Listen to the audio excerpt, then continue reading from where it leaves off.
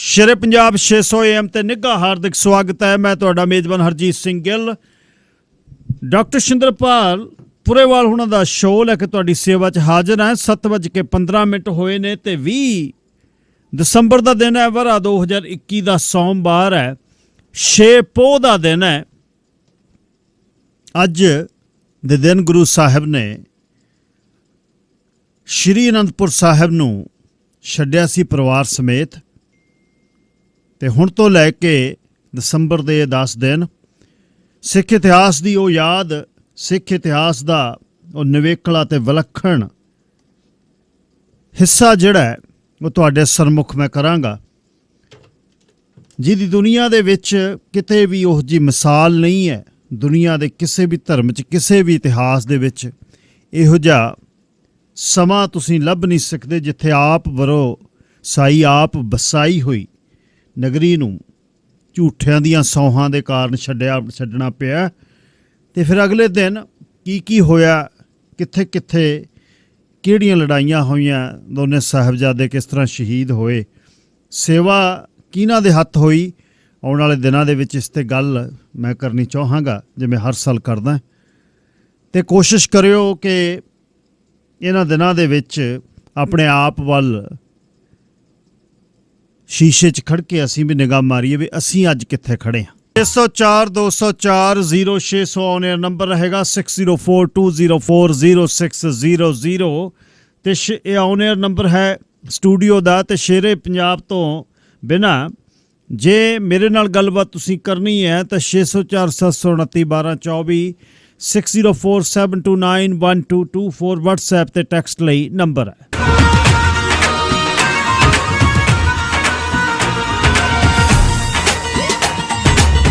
विरखां दे वर्गे जिन्हां दे रवैये, आवारा जमीनां दे मौजी गवैये, घमक्कड़ कलंदर कवि काशनी दे इशारे ना सदिए, अदा ना बुलाइए जुल्फां दे छल्ले फकीरां दे जेवर, दब्बीए तक कित्थे लुकाइए। ए रोइयां ते बेले तारीखां पढ़नगे, जे लश्कर तुरेगा तां तारे चढ़नगे, हरकत चो लथेगी बरकत बेबीबा, तीरां नूं घड़िए निशाने लगाइए, जुल्फां दे छल्ले फकीरां दे जेवर, दब्बीए तां कित्थे लुकाइए। खेतां दे मंदर ओ साहबे सवरने, किलियां चो बहिंदे सी केसां दे झरने, कणकां भी चुप ने ते अणखां भी चुप ने, चढ़ गईयां धुप्पां तो की छपाइए, जुल्फां दे छल्ले फकीरां दे जेवर, दब्बीए तां कित्थे लुकाइए। अग्गां क्यों लावे क्यों पानी नूं वंडे, मिठत जवाना दी टुट्टी नूं गंढे, गौतम दे नैणां नूं बुद्धां दे बहणां नूं चेते च रखीए ते गीतां च गाइए, जुल्फां दे छल्ले फकीरां दे जेवर। नवेली है अख भी नवेला है सुरमा, आथण नूं सूरज ने पत्तना ते खुरना, सलामत रहू पातशाही जमी दी, आ जा इस भुलेखे दा धूणा तपाइए, जुल्फां दे छल्ले फकीरां दे जेवर, दब्बीए तां कित्थे लुकाइए। ये धूड़ां दे बद्दल जो टक्करे निगाह नूं, ये किसदे ने घोड़े जो पिंजण हवा नूं, है लाजम के गुजरी दा बेटा ही होना है लाजम के गुजरी दा बेटा ही होना है, ओदी आशकी दा अंदाजा की लगाइए, जुल्फां दे छल्ले फकीरां दे जेवर, दब्बीए तां कित्थे लुकाइए। हरमनजीत लिखदा है फकीरां दे जेवर। बादशाह दरवेश धन्नवाद जी सारियां दा जिथे भी जुड़ के बैठे हो। पोह दा महीना अज -1-2 टैंपरेचर ते आपां किस तरह अपने आप नूं कपड़े च ढकिया ते गर्म गड्डियां, स्टेयरिंग गर्म, सीटां गर्म, ते जे कोई आके दरा मूहरे कहे भी घर छड्ड होए, रजाइयां छड्ड ते बाहर निकल, किहो जिहा हाल हो। अज दे दिन साहिब आलम ने अपने पिता जी दी 9वें पातशाह दी वसाई हुई, वरोसाई हुई वो चक नानकी, जिसका नाम जद किले बनाए तो आनंदगढ़ के किले तो बाद श्री अनंदपुर साहिब रखिया। माखोवाल की धरती तो साहिब आलम बादशाह दरवेश तुर रहे ने अज दे दिन। ते याद रखियो हुण तो लैके 10-12 दिन सानू की करना चाहिए कहण दी लोड़ नहीं, सानू साडे इतिहास का पता होना चाहिए। तो उधरों ਪੱਛਮ ਦੇ ਇਹ ਦਿਨ ਨੇ ਕਿ ਇੱਥੇ ਪਾਰਟੀਆਂ ਦਾ ਦਿਨ ਹੈ, ਇਹ 10 ਦਿਨ, ਤੇ ਸਾਨੂੰ ਆਪਣਾ ਪਤਾ ਹੋਣਾ ਚਾਹੀਦਾ ਕਿ ਅਸੀਂ ਕੀ ਕਰਨਾ ਹੈ। ਦੇਖਿਓ ਮੁਸਲਮਾਨ ਵੀਰਾਂ ਨੂੰ ਵੀ ਤਾਜ਼ੀਏ ਕਿਵੇਂ ਕੱਢਦੇ ਆ, ਸਦੀਆਂ ਬਾਅਦ ਵੀ ਉਹ ਦਿਨ ਨਹੀਂ ਭੁੱਲਦੇ ਆਪਣੇ, ਉਹ ਵੀ ਇਸੇ ਦੁਨੀਆ 'ਚ ਰਹਿੰਦੇ ਆ। ਖਿਆਲ ਰੱਖਣ ਦੀ ਲੋੜ ਹੈ।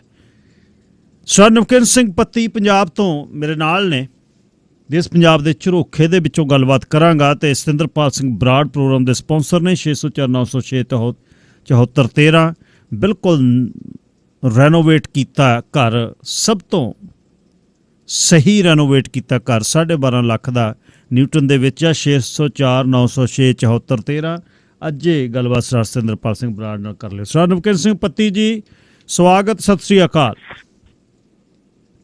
ਸ਼ੁਕਰੀਆ ਗਿੱਲ ਸਾਹਿਬ ਜੀ। ਸਭ ਤੋਂ ਪਹਿਲਾਂ ਤੁਹਾਨੂੰ ਅਤੇ ਸ਼ੇਰੇ ਪੰਜਾਬ ਰੇਡੀਓ ਸੁਣ ਰਹੇ ਸਾਰੇ ਹੀ ਸਰੋਤਿਆਂ ਨੂੰ ਮੇਰੇ ਵੱਲੋਂ ਵੀ ਪਿਆਰ ਭਰੀ ਸਤਿ ਸ੍ਰੀ ਅਕਾਲ ਜੀ। ਜੀ ਗਿੱਲ ਸਾਹਿਬ, ਪੋਹ ਦਾ ਮਹੀਨਾ, ਸਿੱਖ ਇਤਿਹਾਸ ਦੇ ਵੱਡੇ ਦਿਨ ਚੱਲ ਰਹੇ ਨੇ। ਉਹਦੇ ਉਸ ਸਮੇਂ ਹੀ ਪੰਜਾਬ ਦੀ ਧਰਤ, ਉਸ ਧਰਤ ਤੇ ਜਿੱਥੇ 239 ਸਾਹਿਬ ਰਹੇ ਦਸੇ ਪਾਤਸ਼ਾਹ, ਤੇ ਉਸ ਧਰਤੀ ਤੇ ਬੇਅਦਬੀਆਂ ਹੋ ਰਹੀਆਂ ਨੇ। ਕੋਸ਼ਿਸ਼ ਕਰ ਰਹੇ ਨੇ ਲੋਕ, ਉਹਨਾਂ ਨੂੰ ਕੌਣ ਭੇਜ ਰਿਹਾ, ਕੀ ਕਹਾਣੀ ਹੋਈ ਹੈ ਪਿਛਲੇ 2-3 ਦਿਨਾਂ ਦੇ ਵਿੱਚ, ਵੀਕਐਂਡ ਤੇ ਸਮਝਾਇਓ ਜੀ ਜ਼ਰਾ ਥੋੜਾ ਜਿਹਾ। ਜੀ ਗਿੱਲ ਸਾਹਿਬ, ਦੇਖੋ ਬਹੁਤ ਹੀ ਮੰਦਭਾਗੀਆਂ ਘਟਨਾਵਾਂ ਇਹਨਾਂ ਦਿਨਾਂ ਦੇ ਵਿੱਚ ਵਾਪਰ ਰਹੀਆਂ ਨੇ। ਅੱਜ ਜਿਵੇਂ ਤੁਸੀਂ ਜ਼ਿਕਰ ਕੀਤਾ ਗਾ ਕਿ ਪੋਹ ਦਾ ਮਹੀਨਾ ਚੱਲ ਰਿਹਾ ਹੈ, ਅਸੀਂ ਇੱਕ ਬਹੁਤ ਵੱਡਾ ਕਿਸਾਨ ਅੰਦੋਲਨ ਜਿੱਤ ਕੇ ਆਏ ਹਾਂ। ਉਸ ਕਿਸਾਨ ਅੰਦੋਲਨ ਦੇ ਵਿੱਚ ਸਭ ਨੂੰ ਪਤਾ ਹੈ ਦੁਨੀਆ ਭਰ ਦੇ ਵਿੱਚ ਕਿ ਪੰਜਾਬੀਆਂ ਤੇ ਸਿੱਖਾਂ ਦਾ ਇੱਕ ਬਹੁਤ ਵੱਡਾ ਰੋਲ ਸੀ, ਔਰ ਪੂਰੀ ਦੁਨੀਆ ਦੇ ਵਿੱਚ ਸਿੱਖ ਭਾਈਚਾਰੇ ਵੱਲੋਂ ਕਿਸਾਨ ਅੰਦੋਲਨ ਦੌਰਾਨ ਪਾਏ ਯੋਗਦਾਨ, ਖਾਸ ਕਰਕੇ ਲਾਏ ਹੋਏ ਲੰਗਰਾਂ, ਖਾਸ ਕਰਕੇ ਉੱਥੋਂ ਦੇ ਲੋਕਾਂ ਨੂੰ ਜਿਸ ਤਰੀਕੇ ਨਾਲ ਕਲਾਵੇ ਦੇ ਵਿੱਚ ਲਿਆ। ਅੱਜ ਵੀ ਉੱਥੋਂ ਦੀਆਂ ਰੋਂਦੀਆਂ ਹੋਈਆਂ ਕੁੜੀਆਂ ਨੂੰ ਜਦੋਂ BBC ਵਰਗੇ ਚੈਨਲ ਕਵਰ ਕਰਦੇ ਨੇ, ਉਹ ਕਹਿੰਦੀਆਂ ਨੇ ਕਿ ਇੱਥੇ ਪੱਗਾਂ ਵਾਲੇ ਸਰਦਾਰ ਸਾਡੇ ਇੱਕ ਤਰੀਕੇ ਦੇ ਨਾਲ ਰਾਖੀ ਕਰਦੇ ਸੀ, ਹੁਣ ਸਾਡਾ ਦਿਲ ਨਹੀਂ ਲੱਗਿਆ ਕਰਨਾ।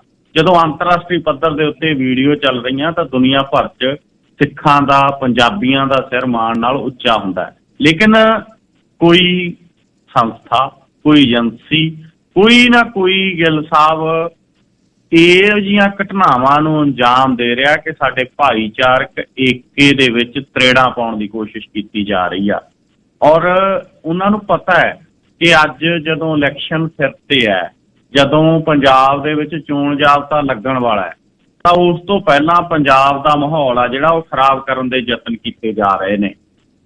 ਸ੍ਰੀ ਗੁਰੂ ਗ੍ਰੰਥ ਸਾਹਿਬ ਦੀ ਬੇਅਦਬੀ ਦੀਆਂ ਘਟਨਾਵਾਂ ਬਰਗਾੜੀ ਤੋਂ ਸ਼ੁਰੂ ਹੋਈਆਂ, ਜੀ ਕਬੱਡੀ, ਸਿੰਘੂ, ਗੁਰਦਾਸਪੁਰ ਤੇ ਹੋਰ ਬਹੁਤ ਸਾਰੀਆਂ ਥਾਵਾਂ ਤੋਂ ਦੀ ਹੁੰਦੀਆਂ ਹੋਈਆਂ ਹੁਣ ਹਰਿਮੰਦਰ ਸਾਹਿਬ ਦੇ ਵਿੱਚ ਬੇਅਦਬੀ ਦਾ ਯਤਨ ਆ ਜਿਹੜਾ ਕੀਤਾ ਗਿਆ ਗਾ।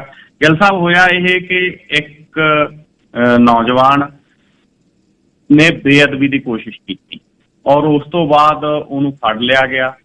ਫੜ ਕੇ ਟਾਸਕ ਫੋਰਸ ਦੇ ਵੱਲੋਂ, ਸ਼੍ਰੋਮਣੀ ਗੁਰਦੁਆਰਾ ਪ੍ਰਬੰਧਕ ਕਮੇਟੀ ਦੇ ਮੁਲਾਜ਼ਮਾਂ ਵੱਲੋਂ, ਉੱਥੇ ਹਾਜ਼ਰ ਸਿੱਖ ਸੰਗਤ ਦੇ ਵੱਲੋਂ ਜਿਹੜਾ ਉਹਨੂੰ ਲਿਜਾਇਆ ਗਿਆ ਔਰ ਇਸੇ ਦਰਮਿਆਨ ਕੁੱਟਮਾਰ ਦੇ ਵਿੱਚ ਉਹਦੀ ਮੌਤ ਆ ਜਿਹੜੀ ਉਹ ਹੋ ਗਈ। ਹੁਣ ਅਜੇ ਤੱਕ ਗਿੱਲ ਸਾਹਿਬ, ਸ਼ਨੀਵਾਰ ਦੀ ਇਹ ਘਟਨਾ ਹੈ, ਇਹ ਪਤਾ ਨਹੀਂ ਲੱਗਿਆ ਕਿ ਉਹ ਨੌਜਵਾਨ ਕੌਣ ਸੀ। ਆਮ ਤੌਰ ਦੇ ਉੱਤੇ ਆਪਣੇ, ਕਿਉਂਕਿ ਉਹਦੀ ਤਸਵੀਰ ਵੀ ਜਾਰੀ ਕਰਤੀ, CCTV ਆ ਗਈ, ਉਹਦੀ ਫੁਟੇਜ ਵੀ ਜਾਰੀ ਕਰਤੀ ਪੁਲਿਸ ਨੇ ਸਾਰੇ ਥਾਣਿਆਂ ਦੇ ਵਿੱਚ, ਗ੍ਰਹਿ ਵਿਭਾਗ ਨੇ ਇਹ ਲੱਭਣ ਦੀ ਕੋਸ਼ਿਸ਼ ਕੀਤੀ ਕਿ ਨੌਜਵਾਨ ਹੈ ਕੌਣ। ਆਪਣੇ ਨਾ ਆਧਾਰ ਕਾਰਡ ਆਮ ਬਣੇ ਹੋਏ ਆ ਭਾਰਤ ਦੇ ਵਿੱਚ, ਔਰ ਗਿੱਲ ਸਾਹਿਬ ਕਿਸੇ ਵੀ ਬੰਦੇ ਦੀ ਜਦੋਂ ਉਂਗਲ ਰੱਖਦੇ ਆ ਆਪਾਂ ਮਸ਼ੀਨ ਦੇ ਉੱਤੇ ਤਾਂ ਉਹ ਕੌਣ ਹੈ, ਕੀ ਉਹਦਾ ਨਾਂ, ਸਾਰਾ ਕੁਛ ਸਕਰੀਨ ਦੇ ਉੱਤੇ ਕੰਪਿਊਟਰ ਤੇ ਆ ਜਾਂਦਾ, ਕਿਉਂਕਿ ਆਧਾਰ ਕਾਰਡ ਬਾਇਓਮੈਟ੍ਰਿਕ ਸਿਸਟਮ ਦੇ ਨਾਲ ਪਤਾ ਲੱਗ ਜਾਂਦਾ। ਪਰ ਜਦੋਂ ਉਸ ਬੰਦੇ ਦੀ ਉਂਗਲ ਧਰੀ ਤਾਂ ਆਧਾਰ ਕਾਰਡ ਦਾ ਵੀ ਡਾਟਾ ਹੈ ਨਹੀਂ ਉਹਦਾ। ਹੁਣ ਇਹ ਬਹੁਤ ਵੱਡੀ ਗੱਲ ਹੈ, ਕਿ ਛੋਟੀ ਗੱਲ ਨਹੀਂ ਹੈ। ਜਾਂ ਤਾਂ ਉਹਦਾ ਆਧਾਰ ਕਾਰਡ ਬਣਿਆ ਹੀ ਨਹੀਂ ਅਜੇ ਤੱਕ ਸੀਗਾ, ਜਾਂ ਫਿਰ ਉਹਦਾ ਡਾਟਾ ਗਾ ਜਿਹੜਾ ਉਹ ਕਿਸੇ ਏਜੰਸੀ ਨੇ ਜਿਹੜਾ ਉਹ ਉੱਥੋਂ ਖਤਮ ਕੀਤਾ ਗਾ। ਤਾਂ ਇਹ ਬੜਾ ਗੰਭੀਰ ਮਸਲਾ ਵੀ ਬੰਦੇ ਦਾ ਪਤਾ ਹੀ ਨਾ ਲੱਗੇ 3 ਦਿਨ ਬੰਦਾ ਸੀ ਕਿੱਥੋਂ ਦਾ, ਕਿਹੜੀ ਸਟੇਟ ਦਾ ਸੀ, ਕਿਹੜੇ ਜ਼ਿਲ੍ਹੇ ਦਾ ਸੀ, ਕਿਹੜੇ ਇਲਾਕੇ ਦਾ ਸੀ, ਕੀ ਕਰਦਾ ਸੀ, ਅੰਮ੍ਰਿਤਸਰ ਸਾਹਿਬ ਕੀ ਕਰਨ ਆਇਆ ਸੀ, ਕੀ ਉਹ ਪੰਜਾਬ ਦਾ ਰਹਿਣ ਵਾਲਾ ਸੀ ਜਾਂ ਬਾਹਰਲੇ ਸੂਬੇ ਦਾ ਰਹਿਣ ਵਾਲਾ ਸੀ। ਅਜੇ ਤੱਕ ਇਹ ਮਸਲੇ ਦਾ ਪਤਾ ਨਹੀਂ ਲੱਗਿਆ। ਪੰਜਾਬ ਦੇ ਮੁੱਖ ਮੰਤਰੀ ਚਰਨਜੀਤ ਚੰਨੀ, ਗ੍ਰਹਿ ਮੰਤਰੀ ਸੁਖਜਿੰਦਰ ਰੰਧਾਵਾ ਨੇ ਦੌਰਾ ਜ਼ਰੂਰ ਕੀਤਾ, ਹਰਿਮੰਦਰ ਸਾਹਿਬ ਗਏ, ਸਪੈਸ਼ਲ ਇਨਵੈਸਟੀਗੇਸ਼ਨ ਟੀਮ ਬਣਾਤੀ, ਪਰ ਅੱਜ ਤੱਕ ਜਿੰਨੀਆਂ ਵੀ ਜਾਂਚਾਂ ਹੋਈਆਂ, ਜਿੰਨੀਆਂ ਵੀ ਜਾਂਚ ਟੀਮਾਂ ਬਣੀਆਂ, ਉਹਨਾਂ ਦੀਆਂ ਰਿਪੋਰਟਾਂ ਨੇ ਜਿਹੜੀਆਂ ਉਹ ਕਿਸੇ ਤਣ ਪੱਸਣ ਨਹੀਂ ਲੱਗੀਆਂ। ਜੇ ਮੈਨੂੰ ਲੱਗਦਾ ਹੁਣ ਤੱਕ ਇਨਸਾਫ ਮਿਲਿਆ ਹੁੰਦਾ ਪੁਰਾਣੇ ਕੇਸਾਂ ਦੇ ਵਿੱਚ, ਤਾਂ ਇੱਥੇ ਵੀ ਸਿੱਖ ਸੰਗਤ ਫਿਰ ਇਸ ਤਰ੍ਹਾਂ ਦੀ ਕਾਰਵਾਈ ਹੈ ਜਿਹੜੀ ਉਹ ਨਾ ਕਰਦੀ। ਇਹ ਹੁਣ ਲੋਕਾਂ ਨੂੰ ਵਿਸ਼ਵਾਸ ਉੱਠ ਗਿਆ ਇੱਥੋਂ ਦੇ ਸਿਸਟਮ ਤੋਂ, ਕਾਨੂੰਨ ਤੋਂ, ਤਾਂ ਲੋਕ ਜਿਹੜਾ ਇਸ ਤਰ੍ਹਾਂ ਦੇ ਕਦਮ ਨੇ ਜਿਹੜੇ ਚੱਕਦੇ ਨੇ, ਕਿਉਂਕਿ ਇਹਦੇ ਤੇ ਬਹੁਤ ਸਾਰੇ ਲੋਕ ਸਵਾਲ ਕਰਦੇ ਨੇ। ਯੂਕੇ ਦੀ ਸੰਸਦ ਮੈਂਬਰ ਆ ਪ੍ਰੀਤ ਕੌਰ ਗਿੱਲ, ਉਹਨਾਂ ਨੇ ਟਵੀਟ ਕੀਤਾ, ਗਿੱਲ ਸਾਹਿਬ ਟਵੀਟ ਕਰਕੇ ਬੇਅਦਬੀ ਤੇ ਵਿਅਕਤੀ ਦੇ ਕਤਲ ਦੇ ਮਾਮਲੇ ਦੀ ਨਿੰਦਾ ਕਰਦਿਆਂ ਉਹਨੇ ਲਿਖਿਆ ਗਾ ਕਿ ਇਹ ਲਿੰਚਿੰਗ ਹੈ, ਇਹ ਸਵੀਕਾਰਨਯੋਗ ਨਹੀਂ ਹੈ। ਪਰ ਲਿੰਚਿੰਗ ਹੁੰਦੀ ਕਿਉਂ ਹੈ, ਇਹ ਸਵਾਲ ਆ ਜਿਹੜਾ ਇਹਨੂੰ ਸ਼ਾਇਦ ਉਹ ਬੀਬਾ ਜੀ ਵੀ ਸੰਬੋਧਨ ਨਹੀਂ ਹੋਏ। ਕਾਂਗਰਸ ਦਾ ਅਭਿਸ਼ੇਕ ਮਨੂ ਸਿੰਘ ਵੀ ਆ, ਉਹਨੇ ਵੀ ਕਿਹਾ, ਲੇਕਿਨ ਲੋਕਾਂ ਨੂੰ ਕਾਨੂੰਨ ਹੱਥ 'ਚ ਲੈਣਾ ਕਦੋਂ ਪੈਂਦਾ ਹੈ? ਉਦੋਂ ਲੈਂਦੇ ਲੋਕ ਜਦੋਂ ਵਿਸ਼ਵਾਸ ਉੱਠ ਜੇ। ਤਾਂ ਜੇ ਪੁਰਾਣੇ ਕੇਸਾਂ ਦੇ ਵਿੱਚ ਇਨਸਾਫ ਨਹੀਂ ਮਿਲਿਆ ਤਾਂ ਜਿਹੜੀਆਂ ਘਟਨਾਵਾਂ ਨੇ ਜਿਹੜੀਆਂ ਵਾਪਰਦੀਆਂ ਨੇ, ਔਰ ਇਹਦੇ ਲਈ ਜ਼ਿੰਮੇਵਾਰ ਸਰਕਾਰ ਹੈ। ਹੁਣ ਇਹਦੇ ਤੇ ਇੱਕ SIT ਹੈ ਜਿਹੜੀ ਉਹ ਪੰਜਾਬ ਸਰਕਾਰ ਨੇ ਬਣਾਈ ਆ, ਇੱਕ SIT ਹੈ ਜਿਹੜੀ ਸਪੈਸ਼ਲ ਇਨਵੈਸਟੀਗੇਸ਼ਨ ਟੀਮ, ਉਹ ਸ਼੍ਰੋਮਣੀ ਗੁਰਦੁਆਰਾ ਪ੍ਰਬੰਧਕ ਕਮੇਟੀ ਵੱਲੋਂ ਬਣਾ ਦਿੱਤੀ ਗਈ ਆ। ਸ਼੍ਰੋਮਣੀ ਗੁਰਦੁਆਰਾ ਪ੍ਰਬੰਧਕ ਕਮੇਟੀ ਦੇ ਪ੍ਰਧਾਨ ਸਾਹਿਬ ਦਾ ਕਹਿਣਾ ਗਾ, ਹਰਜਿੰਦਰ ਸਿੰਘ ਧਾਮੀ ਜੀ ਦਾ, ਕਿ ਸ਼੍ਰੋਮਣੀ ਕਮੇਟੀ ਆਪਦੀ ਅਲੱਗ ਤੋਂ ਜਾਂਚ ਕਰੂਗੀ। ਉਹਨਾਂ ਨੇ ਪੰਜਾਬ ਸਰਕਾਰ ਨੂੰ ਵੈਸੇ 2 ਦਿਨ ਦਿੱਤੇ ਨੇ ਕਿ ਆਪਦੀ ਜਾਂਚ ਸਾਡੇ ਕੋਲ ਲੈ ਕੇ ਆਓ ਕਰਕੇ ਕੀ ਮਸਲਾ ਗਾ। ਲੇਕਿਨ ਜਿਹੜੀਆਂ ਇਹ ਘਟਨਾਵਾਂ ਹੋ ਰਹੀਆਂ ਨੇ, ਇਹਦੇ ਤੋਂ ਬਾਅਦ ਹੁਣ ਡਿਪਟੀ ਮੁੱਖ ਮੰਤਰੀ ਨੇ ਜਿਹੜੇ ਪੰਜਾਬ ਦੇ ਸੁਖਜਿੰਦਰ ਰੰਧਾਵਾ, ਉਹਨਾਂ ਨੇ ਇੱਕ ਚਿੱਠੀ ਵੀ ਲਿਖੀ ਆ ਅਮਿਤ ਸ਼ਾਹ ਨੂੰ, ਔਰ ਚਿੱਠੀ ਲਿਖ ਕੇ ਜਿਹੜੇ ਪੁਰਾਣਾ ਮਾਮਲਾ ਪਿਆ ਗਾ ਕੇਂਦਰ ਸਰਕਾਰ ਕੋਲੇ, ਜਿਹਦੇ ਵਿੱਚ ਇਹ ਸੀਗਾ ਕਿ ਅਜਿਹੇ ਕੇਸਾਂ ਦੇ ਵਿੱਚ ਉਮਰ ਕੈਦ ਤੱਕ ਦੀ ਸਜ਼ਾਵਾਂ ਦੇਣ ਦੀ ਗੱਲ ਸੀ, ਕਿ ਉਹਨੂੰ ਪਾਸ ਕਿਉਂ ਨਹੀਂ ਕੀਤਾ ਜਾ ਰਿਹਾ। ਤਾਂ ਕੋਈ ਸਵਾਲ ਨੇ ਜਿਹੜੇ ਉਹਨਾਂ ਨੇ ਚਿੱਠੀ ਲਿਖ ਕੇ ਠਾਏ ਨੇ। ਲੇਕਿਨ ਇੱਕ ਗੱਲ ਜ਼ਰੂਰ ਹੈ ਗਿੱਲ ਸਾਹਿਬ, ਕਿ ਅੰਮ੍ਰਿਤਸਰ ਸਾਹਿਬ ਤੋਂ ਬਾਅਦ ਕਪੂਰਥਲਾ ਦੇ ਇੱਕ ਗੁਰਦੁਆਰਾ ਸਾਹਿਬ ਦੇ ਵਿੱਚ ਹੀ ਜਿਹੜੀ ਬੇਅਦਬੀ ਦੀ ਕੋਸ਼ਿਸ਼ ਦੀ ਘਟਨਾ ਵਾਪਰੀ ਹੈ, ਉੱਥੇ ਵੀ ਕੁੱਟਮਾਰ ਦੇ ਵਿੱਚ ਜਿਹੜੀ ਸੰਬੰਧਿਤ ਵਿਅਕਤੀ ਦੀ ਮੌਤ ਹੋਈ ਹੈ। ਤਾਂ ਇਹਨਾਂ ਘਟਨਾਵਾਂ ਤੋਂ ਬਾਅਦ ਹੁਣ ਏਜੰਸੀਆਂ ਨੇ ਅਲਰਟ ਜਾਰੀ ਕਰਤੇ, ਸੈਂਟਰ ਗੌਰਮੈਂਟ ਨੇ ਪੰਜਾਬ ਸਰਕਾਰ ਨੂੰ ਕਹਿਤਾ ਪੰਜਾਬ 'ਚ ਬਹੁਤ ਤਣਾਅ ਦਾ ਮਾਹੌਲ ਹੈ, ਪੰਜਾਬ ਦੇ ਵਿੱਚ ਇਸ ਵਕਤ ਜਿਹੜੀ ਸਥਿਤੀ ਆ ਉਹ ਤਣਾਅਪੂਰਨ ਬਣੀ ਹੋਈ ਆ ਜੀ। ਅੱਛਾ, ਬੇਅਦਬੀ ਦੇ ਮਾਮਲੇ ਤੇ ਮੁੱਦੇ ਤੇ ਬਹੁਤ ਜ਼ਿਆਦਾ ਰਾਜਨੀਤੀ ਹੋ ਰਹੀ ਹੈ। ਨਵਜੋਤ ਸਿੰਘ ਸਿੱਧੂ ਫੇਰ ਪਹੁੰਚੇ ਨੇ ਬੇਅਦਬੀ ਵਾਲੀ ਜਗ੍ਹਾ ਤੇ ਧਰਨੇ ਤੇ ਲੋਕ ਪਿੱਛੇ ਪੈ ਗਏ। ਕੀ ਕਹਾਣੀ ਹੈ ਇਹ? ਜੀ ਗਿੱਲ ਸਾਹਿਬ, ਵਾਕਈ ਜਿਹੜੇ ਬੇਅਦਬੀ ਦੇ ਮਸਲੇ ਨੂੰ ਇੱਕ ਤਰੀਕੇ ਦੇ ਨਾਲ ਰਾਜਨੀਤਿਕ ਮਸਲਾ ਬਣਾ ਲਿਆ ਗਿਆ, ਜਿਹੜਾ ਨਹੀਂ ਬਣਨਾ ਚਾਹੀਦਾ ਸੀ। ਬੇਅਦਬੀ ਦੇ ਮਸਲੇ ਦੇ ਵਿੱਚ ਉਸ ਤੋਂ ਬਾਅਦ ਜਿਹੜੇ 2 ਗੋਲੀकांड ਹੋਏ, ਕੋਟਕਪੂਰਾ ਤੇ ਬਹਿਬਲ ਕਲਾਂ ਗੋਲੀकांड, ਉਸ ਮਸਲੇ ਦੇ ਵਿੱਚ 6 ਸਾਲ ਦੇ ਲਗਭਗ ਸਮਾਂ ਹੋ ਗਿਆ, ਅਜੇ ਤੱਕ ਇਨਸਾਫ ਨਹੀਂ ਮਿਲਿਆ। ਸੰਬੰਧਿਤ ਪਰਿਵਾਰ ਨੇ ਜਿਹੜੇ ਉਹ ਧਰਨੇ ਤੇ ਬੈਠ ਗਏ ਉਸੇ ਥਾਂ ਦੇ ਉੱਤੇ ਗਿੱਲ ਸਾਹਿਬ ਜਿੱਥੇ ਗੋਲੀकांड ਵਾਪਰਿਆ ਸੀਗਾ। ਉੱਥੇ ਕ੍ਰਿਸ਼ਨ ਭਗਵਾਨ ਸਿੰਘ ਜਿਹੜਾ ਸ਼ਹੀਦ ਹੋ ਗਿਆ ਸੀਗਾ, ਉਹਦੇ ਬੇਟੇ ਗੁਰਜੀਤ ਸਿੰਘ ਦੀ ਮੌਤ ਨੂੰ 6 ਸਾਲ ਆ ਜਿਹੜੇ ਉਹ ਹੋ ਗਏ ਕ੍ਰਿਸ਼ਨ ਭਗਵਾਨ ਜੀ ਨੂੰ। ਤਾਂ ਉੱਥੇ ਦੋਨੇ ਪਰਿਵਾਰ ਨੇ ਜਿਹੜੇ, ਇੱਕ ਕ੍ਰਿਸ਼ਨ ਭਗਵਾਨ ਸਿੰਘ ਦਾ ਪਰਿਵਾਰ ਤੇ ਦੂਸਰਾ ਸਰਾਵਾਂ ਦੇ ਗੁਰਜੀਤ ਸਿੰਘ ਦਾ ਪਰਿਵਾਰ, ਉਹ ਦੋਨੇ ਉੱਥੇ ਧਰਨੇ ਤੇ ਬੈਠ ਗਏ। ਉੱਥੇ ਪਹੁੰਚ ਗਏ ਨਵਜੋਤ ਸਿੰਘ ਸਿੱਧੂ, ਔਰ ਉੱਥੇ ਜਿਹੜੇ ਕ੍ਰਿਸ਼ਨ ਭਗਵਾਨ ਸਿੰਘ ਦੇ ਬੇਟੇ ਸੁਖਰਾਜ ਸਿੰਘ ਨੇ, ਉਹਨੇ ਬਹੁਤ ਸਵਾਲ ਪੁੱਛੇ ਗਿੱਲ ਸਾਹਿਬ। ਉਹ ਸਵਾਲਾਂ 'ਚ ਲਾਜਵਾਬ ਹੋ ਗਿਆ ਨਵਜੋਤ ਸਿੰਘ ਸਿੱਧੂ। ਉਹਨੇ ਕਿਹਾ ਕਿ ਸਿੱਧੂ ਸਾਹਿਬ ਤੁਸੀਂ ਕਾਂਗਰਸ ਦੇ ਪ੍ਰਧਾਨ ਹੋ, ਕਾਂਗਰਸ ਦੀ ਸਰਕਾਰ ਚੱਲਦੀ ਆ, 6 ਸਾਲ ਹੋ ਗਏ, ਸਾਨੂੰ ਇਨਸਾਫ ਕਿਉਂ ਨਹੀਂ ਮਿਲਿਆ? ਤਾਂ ਸਿੱਧੂ ਸਾਹਿਬ ਨੇ ਕਿਹਾ, ਕਹਿੰਦੇ ਵੀ ਮੇਰੇ ਹੱਥ 'ਚ ਨਹੀਂ ਹੈ ਅਸਲ ਦੇ ਵਿੱਚ ਸਰਕਾਰ ਦੇ ਵਿੱਚ ਸਥਿਤੀ ਨਹੀਂ, ਮੈਂ ਤਾਂ 3 ਦਿਨ 'ਚ ਇਨਸਾਫ ਕਰਦੇ ਹਾਂ। ਤਾਂ ਉਹਨਾਂ ਨੇ ਫਿਰ ਸਿੱਧੂ ਸਾਹਿਬ ਨੂੰ ਕਿਹਾ ਕਿ ਤੁਹਾਡੇ ਹੱਥ 'ਚ ਕਿਉਂ ਨਹੀਂ ਹੈ? ਤਾਂ ਇਹ ਸਵਾਲ ਕੀਤੇ। ਇਸ ਤੋਂ ਇਲਾਵਾ ਉਹਨਾਂ ਨੇ ਸਵਾਲ ਕੀਤਾ, ਉਹ ਕਹਿੰਦੇ ਤੁਸੀਂ ਕਾਂਗਰਸ ਦੇ ਪ੍ਰਧਾਨ ਹੋ, ਕਾਂਗਰਸ ਦੇ ਬਹੁਤ ਸਾਰੇ ਲੀਡਰ, ਕਈ MLA, ਕਈ ਕਾਂਗਰਸੀ ਲੀਡਰ ਇਸ ਵਕਤ ਡੇਰਾ ਸਿਰਸਾ ਦੇ ਸਮਾਗਮਾਂ 'ਚ ਗਏ ਨੇ, ਉਹਦੇ ਤੇ ਦਿਓ ਜਵਾਬ। ਉਹ ਕਹਿੰਦੇ ਵੀ ਜਿਹੜੀ ਇਹ ਘਟਨਾਵਾਂ ਵਾਪਰੀਆਂ ਅਸੀਂ ਸਮਝਦੇ ਹਾਂ ਵੀ ਇਹਦੇ ਲਈ ਡੇਰਾ ਜ਼ਿੰਮੇਵਾਰ ਆ, ਤੇ ਉਹ ਡੇਰੇ ਦੇ ਪ੍ਰੋਗਰਾਮਾਂ 'ਚ ਪਿਛਲੇ ਦਿਨਾਂ 'ਚ ਗਏ। ਤੁਸੀਂ ਪ੍ਰਧਾਨ ਹੋ ਕਾਂਗਰਸ ਪਾਰਟੀ ਦੇ, ਕੀ ਕਾਰਵਾਈ ਕੀਤੀ? ਸਿੱਧੂ ਸਾਹਿਬ ਲਾਜਵਾਬ ਹੋ ਗਏ। ਇਸ ਤਰ੍ਹਾਂ ਦੇ ਬਹੁਤ ਸਾਰੇ ਸਵਾਲ ਨੇ ਜਿਹੜੇ ਉਹਨਾਂ ਨੇ ਪੁੱਛੇ, ਤਾਂ ਨਵਜੋਤ ਸਿੰਘ ਸਿੱਧੂ ਲਾਜਵਾਬ ਹੋ ਗਏ।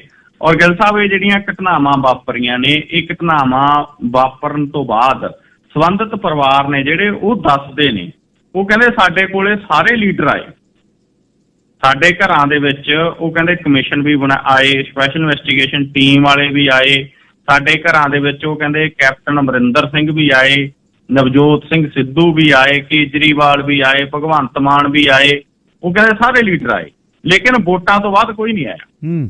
ਔਰ ਸਾਨੂੰ ਇਨਸਾਫ ਦੇਣ ਜਾਂ ਦਿਵਾਉਣ ਦੇ ਲਈ ਕਿਸੇ ਨੇ ਕੋਈ ਬਹੁਤਾ ਯਤਨ ਨਹੀਂ ਕੀਤਾ। ਸੋ ਇਹ ਬੜੇ ਗੰਭੀਰ ਸਵਾਲ ਨੇ ਜਿਹੜੇ ਅੱਜ ਵੀ ਉਹ ਪਰਿਵਾਰ ਜਿਹੜੇ ਅੱਜ ਵੀ ਉੱਥੇ ਇਨਸਾਫ ਮੰਗ ਲੈ ਰੋਕ ਜਿਹੜੇ ਉਠਾ ਰਹੇ ਨੇ ਜੀ। ਅੱਛਾ, ਉਸ ਦੂਸਰੇ ਪਾਸੇ ਰਾਣੇ ਗੁਰਜੀਤ ਤੇ ਨਵਜੋਤ ਸਿੱਧੂ ਦੀ ਖੜਕਣ ਲਾਈ ਹੋਈ ਆ, ਕਿਹਨੇ ਇਹਦੇ ਪਿੱਛੇ ਕੀ ਕਹਾਣੀ ਆ ਜਿਹੜੀ ਸਡਨ ਇਹ ਸ਼ੁਰੂ ਹੋਈ ਹੈ? ਜੀ ਜੀ ਗਿੱਲ ਸਾਹਿਬ, ਇਹ ਨਾ ਮਸਲਾ ਬੜਾ ਗੰਭੀਰ ਬਣਿਆ ਹੋਇਆ ਅੱਜ ਕੱਲ ਬਹੁਤ ਖੜਕ ਰਹੀ ਆ ਦੋਨਾਂ ਦੀ, ਨਵਜੋਤ ਸਿੰਘ ਸਿੱਧੂ ਦੀ ਔਰ ਰਾਣਾ ਗੁਰਜੀਤ ਹੋਰਾਂ ਦੀ। ਦਰਅਸਲ ਇਹਦੇ ਪਿੱਛੇ ਆ ਸੁਲਤਾਨਪੁਰ ਲੋਧੀ ਸੀਟ। ਸੁਲਤਾਨਪੁਰ ਲੋਧੀ ਸੀਟ ਤੋਂ ਰਾਣਾ ਗੁਰਜੀਤ ਆਪਦੇ ਮੁੰਡੇ ਨੂੰ ਇਲੈਕਸ਼ਨ ਲੜਾਉਣੀ ਚਾਹੁੰਦਾ ਔਰ ਉੱਥੇ ਨਵਜੋਤ ਸਿੰਘ ਸਿੱਧੂ ਪਹੁੰਚ ਗਿਆ ਸੁਲਤਾਨਪੁਰ ਲੋਧੀ। ਨਵਜੋਤ ਸਿੰਘ ਸਿੱਧੂ ਨੇ ਉੱਥੋਂ ਨਵਤੇਜ ਚੀਮਾ ਨੂੰ ਥਾਪੀ ਦੇਤੀ ਔਰ ਨਵਜੋਤ ਸਿੰਘ ਸਿੱਧੂ ਨੇ ਨਵਤੇਜ ਚੀਮਾ ਨੂੰ ਥਾਪੀ ਦਿੰਦਿਆਂ ਸਟੇਜ ਤੋਂ ਰੈਲੀ ਕਰਕੇ ਕਿਹਾ ਕਿ ਨਵਤੇਜ ਚੀਮਾ ਮੇਰੀ ਇਮਾਨਤ ਹੈ ਜਿਹੜੀ ਮੈਂ ਤੁਹਾਡੇ ਸਪੁਰਦ ਕਰ ਚੁੱਲਿਆ। ਉੱਥੋਂ ਦੇ ਲੋਕਾਂ ਨੂੰ ਕਿਹਾ। ਸਿੱਧੂ ਨੇ ਵਾਰ-ਵਾਰ ਨਵਤੇਜ ਚੀਮਾ ਦੀ ਪਿੱਠ ਥਾਪੜਦਿਆਂ ਕਿਹਾ ਕਿ ਹੁਣ ਚੀਮੇ ਦੀ ਜਿੱਤ ਮਗਰੋਂ ਹੀ ਮੈਂ ਸੁਲਤਾਨਪੁਰ ਆਊਂਗਾ, ਇਹਨੂੰ ਜਿਤਾ ਕੇ ਭੇਜੋ। ਤਾਂ ਇਹ ਜਿਹੜੀਆਂ ਗੱਲਾਂ ਉਹਨੇ ਕੀਤੀਆਂ, ਨਵਜੋਤ ਸਿੰਘ ਸਿੱਧੂ ਨੇ ਕਿਹਾ, ਕਹਿੰਦਾ ਉਹਦੇ ਮੋਢੇ ਤੇ ਹੱਥ ਰੱਖਦੇ ਨਵਤੇਜ ਚੀਮਾ ਦੇ ਕਿ ਮੈਂ ਮਰਨੀ ਮਰ ਜੂ ਪਰ 5-10 ਸਾਲ ਇੱਥੇ ਚੀਮੇ ਦੀ ਸਰਦਾਰੀ ਕਾਇਮ ਰੱਖੂ, ਹੋਰ ਕਿਸੇ ਦੀ ਸਰਦਾਰੀ ਨਹੀਂ ਹੁੰਦੀ। ਜਿਵੇਂ ਦੀਆਂ ਸਿੱਧੂ ਗੱਲਾਂ ਕਰਦਾ ਹੁੰਦਾ, ਜਦੋਂ ਸਿੱਧੂ ਨੇ ਗੱਲਾਂ ਕੀਤੀਆਂ ਤੇ ਰਾਣਾ ਗੁਰਜੀਤ ਤਹਿਸ ਚ ਆ ਗਿਆ। ਉਸ ਤੋਂ ਬਾਅਦ ਰਾਣਾ ਗੁਰਜੀਤ ਹੋਰਾਂ ਨੇ ਨਵਜੋਤ ਸਿੰਘ ਸਿੱਧੂ ਦੇ ਉੱਤੇ ਸਵਾਲ ਉਠਾਤੇ। ਰਾਣਾ ਗੁਰਜੀਤ, ਆਪਾਂ ਨੂੰ ਪਤਾ ਗਿੱਲ ਸਾਹਿਬ, ਜਿਸ ਦਿਨ, ਕਿਉਂਕਿ ਹੂ ਜਦੋਂ ਵਾਕਿਆ ਯਾਦ ਆਉਂਦਾ ਨਾ ਕਿ ਜਿਸ ਦਿਨ ਚਰਨਜੀਤ ਚੰਨੀ ਮੁੱਖ ਮੰਤਰੀ ਬਣਦੇ ਨੇ, ਨਵਜੋਤ ਸਿੱਧੂ ਬਹੁਤ ਖੁਸ਼ ਹੁੰਦਾ ਹੈ। ਉਦੋਂ ਬਾਅਦ ਜਦੋਂ ਕੈਬਨਿਟ ਸਹੁੰ ਚੁਕਾਈ ਜਾਂਦੀ ਹੈ, ਉਹ ਚ ਰਾਣਾ ਗੁਰਜੀਤ ਦਾ ਨਾਂ ਹੁੰਦਾ ਹੈ। ਸਿੱਧੂ ਉੱਠ ਕੇ ਬਹਿ ਜਾਂਦਾ। 3 ਮੁੱਦੇ ਸਿੱਧੂ ਚੱਕਦਾ। ਇੱਕ ਐਡਵੋਕੇਟ ਜਨਰਲ ਦਾ ਮੁੱਦਾ ਵੀ ਇਹ ਬਦਲੋ, ਦੂਸਰਾ DGP ਬਦਲੋ, ਤੀਸਰਾ ਰਾਣੇ ਗੁਰਜੀਤ ਦਾ। ਤਾਂ ਰਾਣੇ ਗੁਰਜੀਤ ਦਾ ਮਸਲਾ ਕਾਂਗਰਸ ਹਾਈ ਕਮਾਂਡ ਸਿੱਧੂ ਨੂੰ ਝਟਕ ਦਿੰਦੀ ਹੈ, ਕੋਈ ਬਹੁਤਾ ਸਾਹਮਣੇ ਨਹੀਂ ਆਉਂਦਾ, ਲੇਕਿਨ ਅੰਦਰ ਖਾਤੇ ਇਹਨਾਂ ਦੀ ਕਾਫੀ ਜ਼ਿਆਦਾ ਚੱਲਦੀ ਰਹਿੰਦੀ ਹੈ ਕਸਲ। ਉਧਰੋਂ ਸੁਖਪਾਲ ਸਿੰਘ ਖਹਿਰਾ ਦੇ ਉੱਤੇ ਕੇਸ ਬਣਦਾ, ਉਹਨਾਂ ਦੇ ਛਾਪੇਮਾਰੀ ਹੁੰਦੀ ਹੈ, ਉਹਨਾਂ ਨੂੰ ਜੇਲ੍ਹ ਭੇਜਿਆ ਜਾਂਦਾ। ਉਹ ਸਾਰੇ ਮਸਲੇ 'ਚ ਖਹਿਰਾ ਹੋਰੀ ਜਿਹੜੇ ਸਵਾਲ ਉਠਾਉਂਦੇ ਨੇ ਬਿਨਾਂ ਨਾਂ ਲਏ, ਉਹ ਬਿਨਾਂ ਨਾਂ ਲਏ ਜਿਸ ਕਾਂਗਰਸੀ ਲੀਡਰ ਤੇ ਸਵਾਲ ਉਠਾਉਂਦੇ ਨੇ ਉਹ ਕੌਣ ਹੈ, ਉਹ ਸਾਨੂੰ ਸਾਰਿਆਂ ਨੂੰ ਆਪੇ ਹੀ ਸਮਝ ਪੈ ਜਾਣਾ। ਤਾਂ ਹੁਣ ਜਿਹੜਾ ਰਾਣਾ ਗੁਰਜੀਤ ਹੋਰਾਂ ਨੇ ਨਵਜੋਤ ਸਿੱਧੂ ਤੇ ਕਿਹਾ ਗਾ, ਉਹਨਾਂ ਨੇ ਕਿਹਾ ਕਿ ਸਿੱਧੂ ਕਾਂਗਰਸ ਪਾਰਟੀ 'ਚ ਫੁੱਟ ਪਾ ਰਿਹਾ, ਇਹ ਸਿਰਫ ਮੁੱਖ ਮੰਤਰੀ ਬਣਨ ਦੇ ਮੰਤਵ ਨਾਲ ਕਾਂਗਰਸ 'ਚ ਆਇਆ। ਔਰ ਰਾਣਾ ਗੁਰਜੀਤ ਨੇ ਕਿਹਾ ਕਿ ਉਹ ਟਕਸਾਲੀ ਕਾਂਗਰਸੀ ਨੇ ਤੇ ਸਿੱਧੂ ਨੂੰ ਕੋਈ ਹੱਕ ਨਹੀਂ ਟਕਸਾਲੀ ਆਗੂਆਂ ਦੀ ਵਫਾਦਾਰੀ ਤੇ ਉਂਗਲ ਠਾਵੇ। ਉਹਨੇ ਕਿਹਾ ਕਿ ਸਿੱਧੂ ਧਿਆਨ ਨਾਲ ਬੋਲਣ, ਉਹ ਕਿਰਾਏਦਾਰ ਦੀ ਤਰ੍ਹਾਂ ਪਾਰਟੀ ਜੁਆਇਨ ਕੀਤੀ ਆ, ਮੁੱਖ ਮੰਤਰੀ ਬਣਨ ਦੇ ਮਕਸਦ ਦੇ ਨਾਲ ਆਇਆ ਤੇ ਜੇ ਮੁੱਖ ਮੰਤਰੀ ਨਾ ਬਣਿਆ, ਇਹ ਨਹੀਂ ਪਤਾ ਉਹ ਵੋਟਾਂ ਵੇਲੇ ਨੂੰ ਕਿਤੇ ਹੋਰ ਜਾਵੇ। ਉਹਨੇ ਕਿਹਾ ਕਿ ਸਾਰੀ ਉਮਰ ਅਸੀਂ ਕਾਂਗਰਸ 'ਚ ਗੁਜ਼ਾਰੀ ਆ, ਜਦ ਕਿ ਸਿੱਧੂ ਨੇ ਹਾਲੇ 5 ਸਾਲ ਵੀ ਪਾਰਟੀ 'ਚ ਪੂਰੇ ਨਹੀਂ ਕੀਤੇ ਤੇ ਉਹ ਟਕਸਾਲੀ ਲੋਕਾਂ ਤੇ ਸਵਾਲ ਖੜੇ ਕਰ ਰਿਹਾ। ਤਾਂ ਰਾਣਾ ਗੁਰਜੀਤ ਹੋਰਿਆਂ ਦੀ ਵੀ ਗਿੱਲ ਸਾਹਿਬ ਅਸਲ ਦੇ ਵਿੱਚ ਪਾਰਟੀ ਦੇ ਵਿੱਚ ਇੱਕ ਲੌਬੀ ਆ, ਜਿਹੜੀ ਲੌਬੀ ਇਹ ਕਹਿੰਦੀ ਆ ਜੀ, ਜਿਹੜੀ ਲੌਬੀ ਦੇ ਵਿੱਚ ਸਾਧੂ ਸਿੰਘ ਧਰਮਸੋਤ ਵਰਗੇ ਵੀ ਨੇ, ਹੋਰ ਵੀ ਬੜੇ ਲੋਕ ਨੇ ਜਿਹੜੇ ਕਹਿੰਦੇ ਨੇ ਵੀ ਸਾਡੇ ਤੇ ਸਵਾਲ ਨਾ ਉਠਾਓ ਤੇ ਅਸੀਂ ਜੇ ਸਵਾਲ ਉਠਾਓਗੇ ਤਾਂ ਤੁਹਾਨੂੰ ਪਾਸੇ ਧੱਕਾਂਗੇ। ਹੁਣ ਸਿੱਧੂ ਪ੍ਰਧਾਨ ਹੈ ਕਾਂਗਰਸ ਪਾਰਟੀ ਦਾ, ਗਾਹਾਂ ਜਿਹੜੀਆਂ ਨੇ ਕਮੇਟੀਆਂ ਬਣੀਆਂ ਨੇ ਚੋਣ ਪ੍ਰਚਾਰ ਵਾਲੀਆਂ, ਹੋਰ ਉਹਦੇ 'ਚ ਸਾਰੀਆਂ 'ਚ ਸਿੱਧੂ ਹੈ। ਉਹਨੂੰ ਲੈ ਕੇ ਸਿੱਧੂ ਦੇ ਪੱਖ 'ਚ ਬਹੁਤ ਸਾਰੇ ਲੋਕ ਆ ਗਏ। ਨਵਤੇਜ ਚੀਮਾ ਆ ਗਿਆ ਜਿਹਦੀ ਪਿੱਠ ਥਾਪੜ ਕੇ ਆਇਆ ਸਿੱਧੂ ਸੁਲਤਾਨਪੁਰ ਲੋਧੀ। ਉਧਰੋਂ ਖਹਿਰਾ ਹੋਰਾਂ ਨੇ ਇੱਕ ਲਿਖਤੀ ਸਟੇਟਮੈਂਟ ਆਪਣੇ ਵੱਲੋਂ ਜਾਰੀ ਕਰ ਦਿੱਤੀ ਹੈ ਸਿੱਧੂ ਦੇ ਪੱਖ 'ਚ। ਜੀ ਗੱਲ ਸਾਹਿਬ, ਬਿਲਕੁਲ ਜੀ। ਇਹ ਰਾਣੇ ਗੁਰਜੀਤ ਉਹਨਾਂ ਨੇ 2002 ਦੇ ਵਿੱਚ ਕੈਪਟਨ ਅਮਰਿੰਦਰ ਸਿੰਘ ਘਰੇ ਬੈਠਾ ਜਦ ਲਿਆਂਦਾ, ਬੜੀ ਉਸ ਸਮੇਂ 5 ਸਾਲ ਉਹਨਾਂ ਦੀ ਵੱਡੀ ਜਗ੍ਹਾ ਸੀ ਉੱਥੇ, ਪਰ ਬਹਿੰਦਿਆਂ ਸਾਰੇ 17 ਵਾਲੀ ਇਲੈਕਸ਼ਨ 'ਚ ਜਦ ਸਿਤਾਰੇ ਗਰਦਸ਼ 'ਚ ਆਏ ਫਿਰ ਪਤਾ ਲੱਗਦਾ ਹੈ ਕਿ ਪਹਿਲਾਂ ਵੀ ਹੋਣਾ ਅੰਦਰ, ਪਰ ਹੁਣ ਸਮਾਂ ਹੁੰਦਾ, ਅਗਲੇ ਕੋਸ਼ਿਸ਼ 'ਚ ਰਹਿੰਦੇ ਨੇ ਵੀ ਕਦ ਸਮਾਂ ਮਿਲੇ ਤੇ ਕਦ ਜਿਹੜਾ ਉਹ ਲੱਤ ਖਿੱਚੀਏ। ਰਾਜਨੀਤੀ ਹੈ। ਅੱਛਾ, ਇੱਕ ਇਹ ਦੱਸਿਓ ਵੀ ਚਟੋਪਾਧਿਆ ਦਾ ਤੇ ਜਿਹੜਾ ਆਪਣੇ ਐਕਸ਼ਨ ਹੋਇਆ ਉਹਦੇ ਪਿੱਛੇ ਕੀ ਕਹਾਣੀ ਹੈ ਤੇ ਕੀ ਹੋਣ ਜਾ ਰਿਹਾ ਹੈ? ਕੁਛ ਦਿਮਾਗ ਦੇ ਵਿੱਚ ਹੈ ਗੱਲ ਵੀ ਕੀ ਹੋ ਸਕਦਾ? ਜੀ ਗਿੱਲ ਸਾਹਿਬ, ਦੇਖੋ ਜਿਹੜਾ DGP ਸਹੋਤਾ ਹੋਰਾਂ ਨੂੰ, ਪਹਿਲਾਂ ਇਕਬਾਲਪ੍ਰੀਤ ਸਿੰਘ ਸਹੋਤਾ ਪੰਜਾਬ ਦੇ DGP ਬਣਦੇ ਨੇ, ਉਹ ਨਵਜੋਤ ਸਿੰਘ ਸਿੱਧੂ ਕਹਿੰਦਾ ਹੈ ਕਿ ਨਹੀਂ ਇਹ ਨਹੀਂ ਬਣਨੇ ਚਾਹੀਦੇ, ਲੇਕਿਨ ਫਿਰ ਵੀ ਉਹ ਬਣੇ ਰਹਿੰਦੇ ਨੇ। ਉਸ ਤੋਂ ਬਾਅਦ ਰਾਤੋਂ ਰਾਤ ਨੂੰ ਇਕਬਾਲਪ੍ਰੀਤ ਸਿੰਘ ਸਹੋਤਾ ਦੀ ਥਾਂ ਦੇ ਉੱਤੇ ਚਟੋਪਾਧਿਆਏ ਨੂੰ ਜਿਹੜਾ ਪੰਜਾਬ ਦਾ ਕਾਰਜਕਾਰੀ DGP ਲਾਇਆ ਜਾਂਦਾ ਹੈਗਾ। ਇਹ ਗਿੱਲ ਸਾਹਿਬ ਕਾਰਵਾਈ ਉਹਨਾਂ ਦਿਨਾਂ 'ਚ ਹੁੰਦੀ ਆ ਜਦੋਂ, ਕਿਉਂਕਿ ਹਜੇ ਤੱਕ ਪੰਜਾਬ ਦਾ ਜਿਹੜਾ DGP ਆ ਉਹ ਲਾਇਆ ਨਹੀਂ ਗਿਆ, ਇਹਨੂੰ ਐਕਟਿੰਗ DGP ਲਾਇਆ ਗਿਆ, ਕਾਰਜਕਾਰੀ ਲਾਇਆ ਗਿਆ। ਪਹਿਲਾਂ ਸਹੋਤਾ ਹੋਰਾਂ ਨੂੰ ਕਾਰਜਕਾਰੀ ਲਾਇਆ ਗਿਆ, ਫਿਰ ਹੁਣ ਚਟੋਪਾਧਿਆਏ ਹੋਰਾਂ ਨੂੰ ਕਾਰਜਕਾਰੀ ਲਾਇਆ ਗਿਆ। ਜਿਹੜਾ ਫੁੱਲ ਫਲੈਸ਼ਡ DGP ਆ ਉਹ ਇਹਨਾਂ ਨੇ ਪੈਨਲ ਭੇਜਿਆ ਹੋਇਆ ਸੈਂਟਰ ਨੂੰ, ਕਿਉਂਕਿ ਹੁਣ ਗਿੱਲ ਸਾਹਿਬ ਇਹ ਮਸਲਾ ਵੀ ਆ ਕਿ ਪੰਜਾਬ ਦਾ ਕਿਸੇ ਸੂਬੇ ਦਾ ਡੀਜੀਪੀ ਕਿਹਨੂੰ ਲਾਉਣਾ ਹੈ, ਕੌਣ ਲਾਉਣਾ ਹੈ, ਇਹ ਸੂਬੇ ਨਹੀਂ ਹੁਣ ਡਿਸਾਈਡ ਕਰ ਪਾਉਂਦੇ। ਇਹ ਪਹਿਲਾਂ ਹੁੰਦਾ ਸੀ ਸਟੇਟ ਡਿਸਾਈਡ ਕਰ ਲੈਂਦੀ ਸੀ। ਹੁਣ ਇਹਦੇ ਚ ਕਾਨੂੰਨ ਇਹ ਹੈਗਾ ਕਿ ਸੂਬਾ ਸਰਕਾਰ ਨੂੰ 10 ਜਣਿਆਂ ਦਾ ਇੱਕ ਪੈਨਲ ਭੇਜਣਾ ਪੈਂਦਾ UPSC ਨੂੰ, ਜਿਹੜੀ ਸੈਂਟਰ ਗਵਰਨਮੈਂਟ ਅੰਡਰ ਹੈ। ਔਰ UPSC ਨੂੰ ਜਿਹੜਾ ਪੈਨਲ ਭੇਜਦੇ ਨੇ ਉਹਦੇ ਚੋਂ ਉਹ 10 ਜਣਿਆਂ ਚੋਂ 3 ਨਾਂ ਸਿਲੈਕਟ ਕਰਦੇ ਨੇ। ਉਹ 3 ਨਾਂ ਸਿਲੈਕਟ ਕਰਕੇ ਸਟੇਟ ਗਵਰਨਮੈਂਟ ਨੂੰ ਭੇਜਦੇ ਨੇ ਕਿ ਆਹ ਲਓ ਜੀ, ਆਹ 3 ਨਾਂ ਅਸੀਂ ਤੁਹਾਨੂੰ ਦੇ ਰਹੇ ਹਾਂ, ਇਹਨਾਂ ਚੋਂ ਤੁਸੀਂ DGP ਆ ਜਿਹੜਾ ਉਹ ਸਿਲੈਕਟ ਕਰ ਲਓ। ਉਸ ਤੋਂ ਬਾਅਦ ਉਹ DGP ਲਾਉਂਦੇ ਨੇ ਉਹਨਾਂ 3 ਚੋਂ। ਉਹ ਜਿਹੜੀ ਇਹਦੇ ਚ ਇੰਨੀ ਕੁ ਸਟੇਟ ਵਾਲੇ ਕਰ ਜਾਂਦੇ ਨੇ ਵੀ ਜਿਹਦਾ ਨਾਂ ਨਹੀਂ ਭੇਜਣਾ ਉਹਦਾ ਨਹੀਂ ਭੇਜਦੇ। ਆ ਜਿਹੜਾ ਨਵਜੋਤ ਸਿੰਘ ਸਿੱਧੂ ਹੋਰਾਂ ਦਾ ਮਿੱਤਰ ਆ ਜਿਹਨੂੰ DGP ਨੇ ਕੈਪਟਨ ਅਮਰਿੰਦਰ ਹੋਰਾਂ ਨੇ ਬਣਨ ਦਿੱਤਾ, ਉਹਦਾ ਨਾਂ ਹੀ ਨਹੀਂ ਸੀ ਭੇਜਿਆ ਕਪਤਾਨ ਸਾਹਿਬ ਨੇ। ਉਹ 10 ਜਾਣਿਆਂ ਚ ਨਹੀਂ, ਉਹਦਾ ਨਾਂ ਆ ਜਾਣਾ ਸੀਗਾ। ਤਾਂ ਇਹ ਏਦਾਂ ਵੀ ਚੱਲਦਾ ਸਿਸਟਮ। ਹੁਣ ਇਹਨਾਂ ਨੇ 10 ਨਾਂ ਭੇਜੇ ਹੋਏ ਆ। ਉਹਨਾਂ ਨੇ 21 ਦਸੰਬਰ ਨੂੰ ਮੀਟਿੰਗ ਆ ਕੱਲ ਨੂੰ, ਉਹਨਾਂ ਨੇ ਉਹਦੇ ਚੋਂ ਸਿਲੈਕਟ ਕਰਕੇ ਭੇਜਣੇ ਨੇ। 21 ਦਸੰਬਰ ਦੀ ਉਹ ਮੀਟਿੰਗ ਤੋਂ ਪਹਿਲਾਂ ਇਹਨਾਂ ਨੇ ਝਟੋਪਾ ਲਿਆਏ ਨੂੰ ਜਿਹੜਾ ਪੰਜਾਬ ਦਾ DGP ਕਾਰਜਕਾਰੀ ਲਾਤਾ। ਹੁਣ ਉਹਦੇ ਪਿੱਛੇ ਕਾਰਨ ਇਹ ਆ, ਇਹਨਾਂ ਨੇ ਗਿੱਲ ਸਾਹਿਬ ਪੰਜਾਬ ਦੇ ਪੁਲਿਸ ਅਫਸਰਾਂ ਨੂੰ ਕਿਹਾ ਸੀ ਵੀ ਇੱਕ ਕਾਰਵਾਈ ਕਰਨੀ ਆ ਆਪਾਂ, ਇੱਕ ਫਲਾਨਾ ਅਕਾਲੀ ਲੀਡਰ ਆ ਜਿਹੜਾ ਉਹ ਫੜ ਕੇ ਚਾਹੇ ਕੁਝ ਘੰਟਿਆਂ ਲਈ ਰੱਖਣਾ, ਉਹ ਫੜਨਾ ਆਪਾਂ। ਉਹਦੇ ਲਈ ਜਿਹੜੇ ਪੁਲਿਸ ਅਫਸਰ ਨੂੰ ਕਹਿੰਦੇ ਸੀ ਉਹ ਪਿੱਛੇ ਹਟ ਜਾਂਦਾ ਸੀ, ਨਹੀਂ ਜੀ। ਦੂਜੇ ਨੂੰ ਕਿਹਾ ਨਹੀਂ ਜੀ, ਤੀਜੇ ਨੂੰ ਕਿਹਾ, ਉਹਨੇ ਤਾਂ ਗਿੱਲ ਸਾਹਿਬ ਛੁੱਟੀ ਲੈ ਲਈ, ਮੈਡੀਕਲ ਜਾ ਕੇ ਹਸਪਤਾਲ ਹੋ ਗਿਆ ਦਾਖਲ, ਤੇ ਗਾਹਾਂ ਜਿਹੜੀ ਨੋਟਿੰਗ ਦਿੱਤੀ ਉਹ ਲੀਕ ਹੋ ਗਈ। ਉਹਨੇ ਹੋਰ ਵੀ ਅਫਸਰਾਂ ਨੂੰ ਵਕਤ ਚ ਪਾਤਾ। ਉਸ ਤੋਂ ਬਾਅਦ ਇੱਕ IG ਰੈਂਕ ਦੇ ਅਧਿਕਾਰੀ ਨੂੰ ਕਿਹਾ ਵੀ ADGP ਪ੍ਰਮੋਟ ਹੋ ਜਾਏਗਾ, ਕਾਰਵਾਈ ਕਰੇਗਾ। ਪਹਿਲਾਂ ਤਾਂ ਉਹ ਹਾਂ ਕਹਿ ਬੈਠਾ, ਮੁੜ ਕੇ ਰਾਤ ਨੂੰ ਕਹਿੰਦਾ ਵੀ ਨਹੀਂ ਜੀ, ਆਪਾਂ ਦੀਆਂ ਨਹੀਂ ਲੱਤਾਂ ਬਾਹਰ ਚੱਲਦੀਆਂ। ਉਹ ਵੀ ਪਿੱਛੇ ਹਟ ਗਿਆ। ਹੁਣ ਜਿਹੜਾ ਇਹਨਾਂ ਨੇ ਚਟੋਪਾ ਦੇ ਹੋਰਾਂ ਨੂੰ ਲਾਇਆ, ਉਹ ਵੀ ਉਸ ਤੋਂ 2-3 ਦਿਨ ਪਹਿਲਾਂ, ਬਹੁਤ ਜਦੋਂ ਸੈਂਟਰ ਦਾ ਪੈਨਲ ਆਉਣਾ 3 ਜਣਿਆਂ ਦਾ, ਉਹ ਚ ਹੁਣ ਪਤਾ ਨਹੀਂ ਚਟੋਪਾ ਦੇ ਹੋਰਾਂ ਦਾ ਨਾਂ ਹੋਊਗਾ ਜਾਂ ਨਹੀਂ ਹੋਊਗਾ, ਲੇਕਿਨ ਉਸ ਤੋਂ ਪਹਿਲਾਂ ਇਹਨਾਂ ਨੂੰ ਲਾਉਣਾ। ਔਰ ਇਹ ਸਿੱਧੂ ਸਾਹਿਬ ਦੇ ਬਹੁਤ ਨੇੜੇ ਦੱਸੇ ਜਾਂਦੇ ਨੇ। ਇਹ ਲੱਗਦਾ ਕਿਸੇ ਕਾਰਵਾਈ ਕਰਨ ਦੀ ਜਿਹੜੀ ਆ ਉਹ ਤਿਆਰੀ ਹੈ ਜੀ।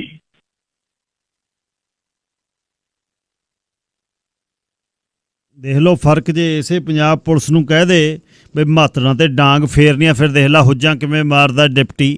ਤੇ ਇਹੀ ਪੰਜਾਬ ਪੁਲਿਸ ਨੇ ਚੱਕ ਕੇ ਸਟਾਰ ਮੋਢਿਆਂ ਤੇ ਲਾਏ ਨੇ, ਤੇ ਕਿਤਾਬਾਂ ਦੀਆਂ ਕਿਤਾਬਾਂ ਛਪੀਆਂ ਨੇ ਜਿਨ੍ਹਾਂ ਨੂੰ ਅੰਕੜਿਆਂ ਨਾਲ ਜਿਹੜੇ ਘਰੋਂ ਚੁੱਕ ਕੇ ਮਾਰੇ ਨੇ।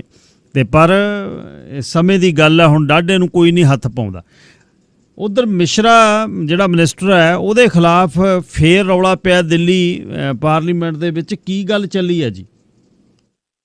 ਜੀ ਗੱਲ ਸਾਹਿਬ, ਦੇਖੋ ਜਿਹੜੀ ਲਖੀਮਪੁਰ ਖੀਰੀ ਮਾਮਲਾ ਵਾਪਰਿਆ, ਉਸ ਮਾਮਲੇ ਦੇ ਵਿੱਚ ਜਿਹੜੀ special investigation team supreme court ਨੇ ਬਣਾਈ ਸੀ, ਉਹ ਸਪੈਸ਼ਲ ਇਨਵੈਸਟੀਗੇਸ਼ਨ ਟੀਮ ਨੇ ਜਿਹੜੀ ਰਿਪੋਰਟ ਦਿੱਤੀ ਉਹ 'ਚ ਕਹਿਤਾ ਕਿ ਵੈਲ ਪਲੈਨਡ ਮਰਡਰ ਸੀ। ਇਹ ਯੋਜਨਾਬੱਧ ਸੀ ਸਾਰਾ, ਜੋ ਕਿਸਾਨਾਂ ਦੇ ਨੂੰ ਕੁਚਲ ਕੇ ਗੱਡੀ ਲੰਘਾਈ ਗਈ।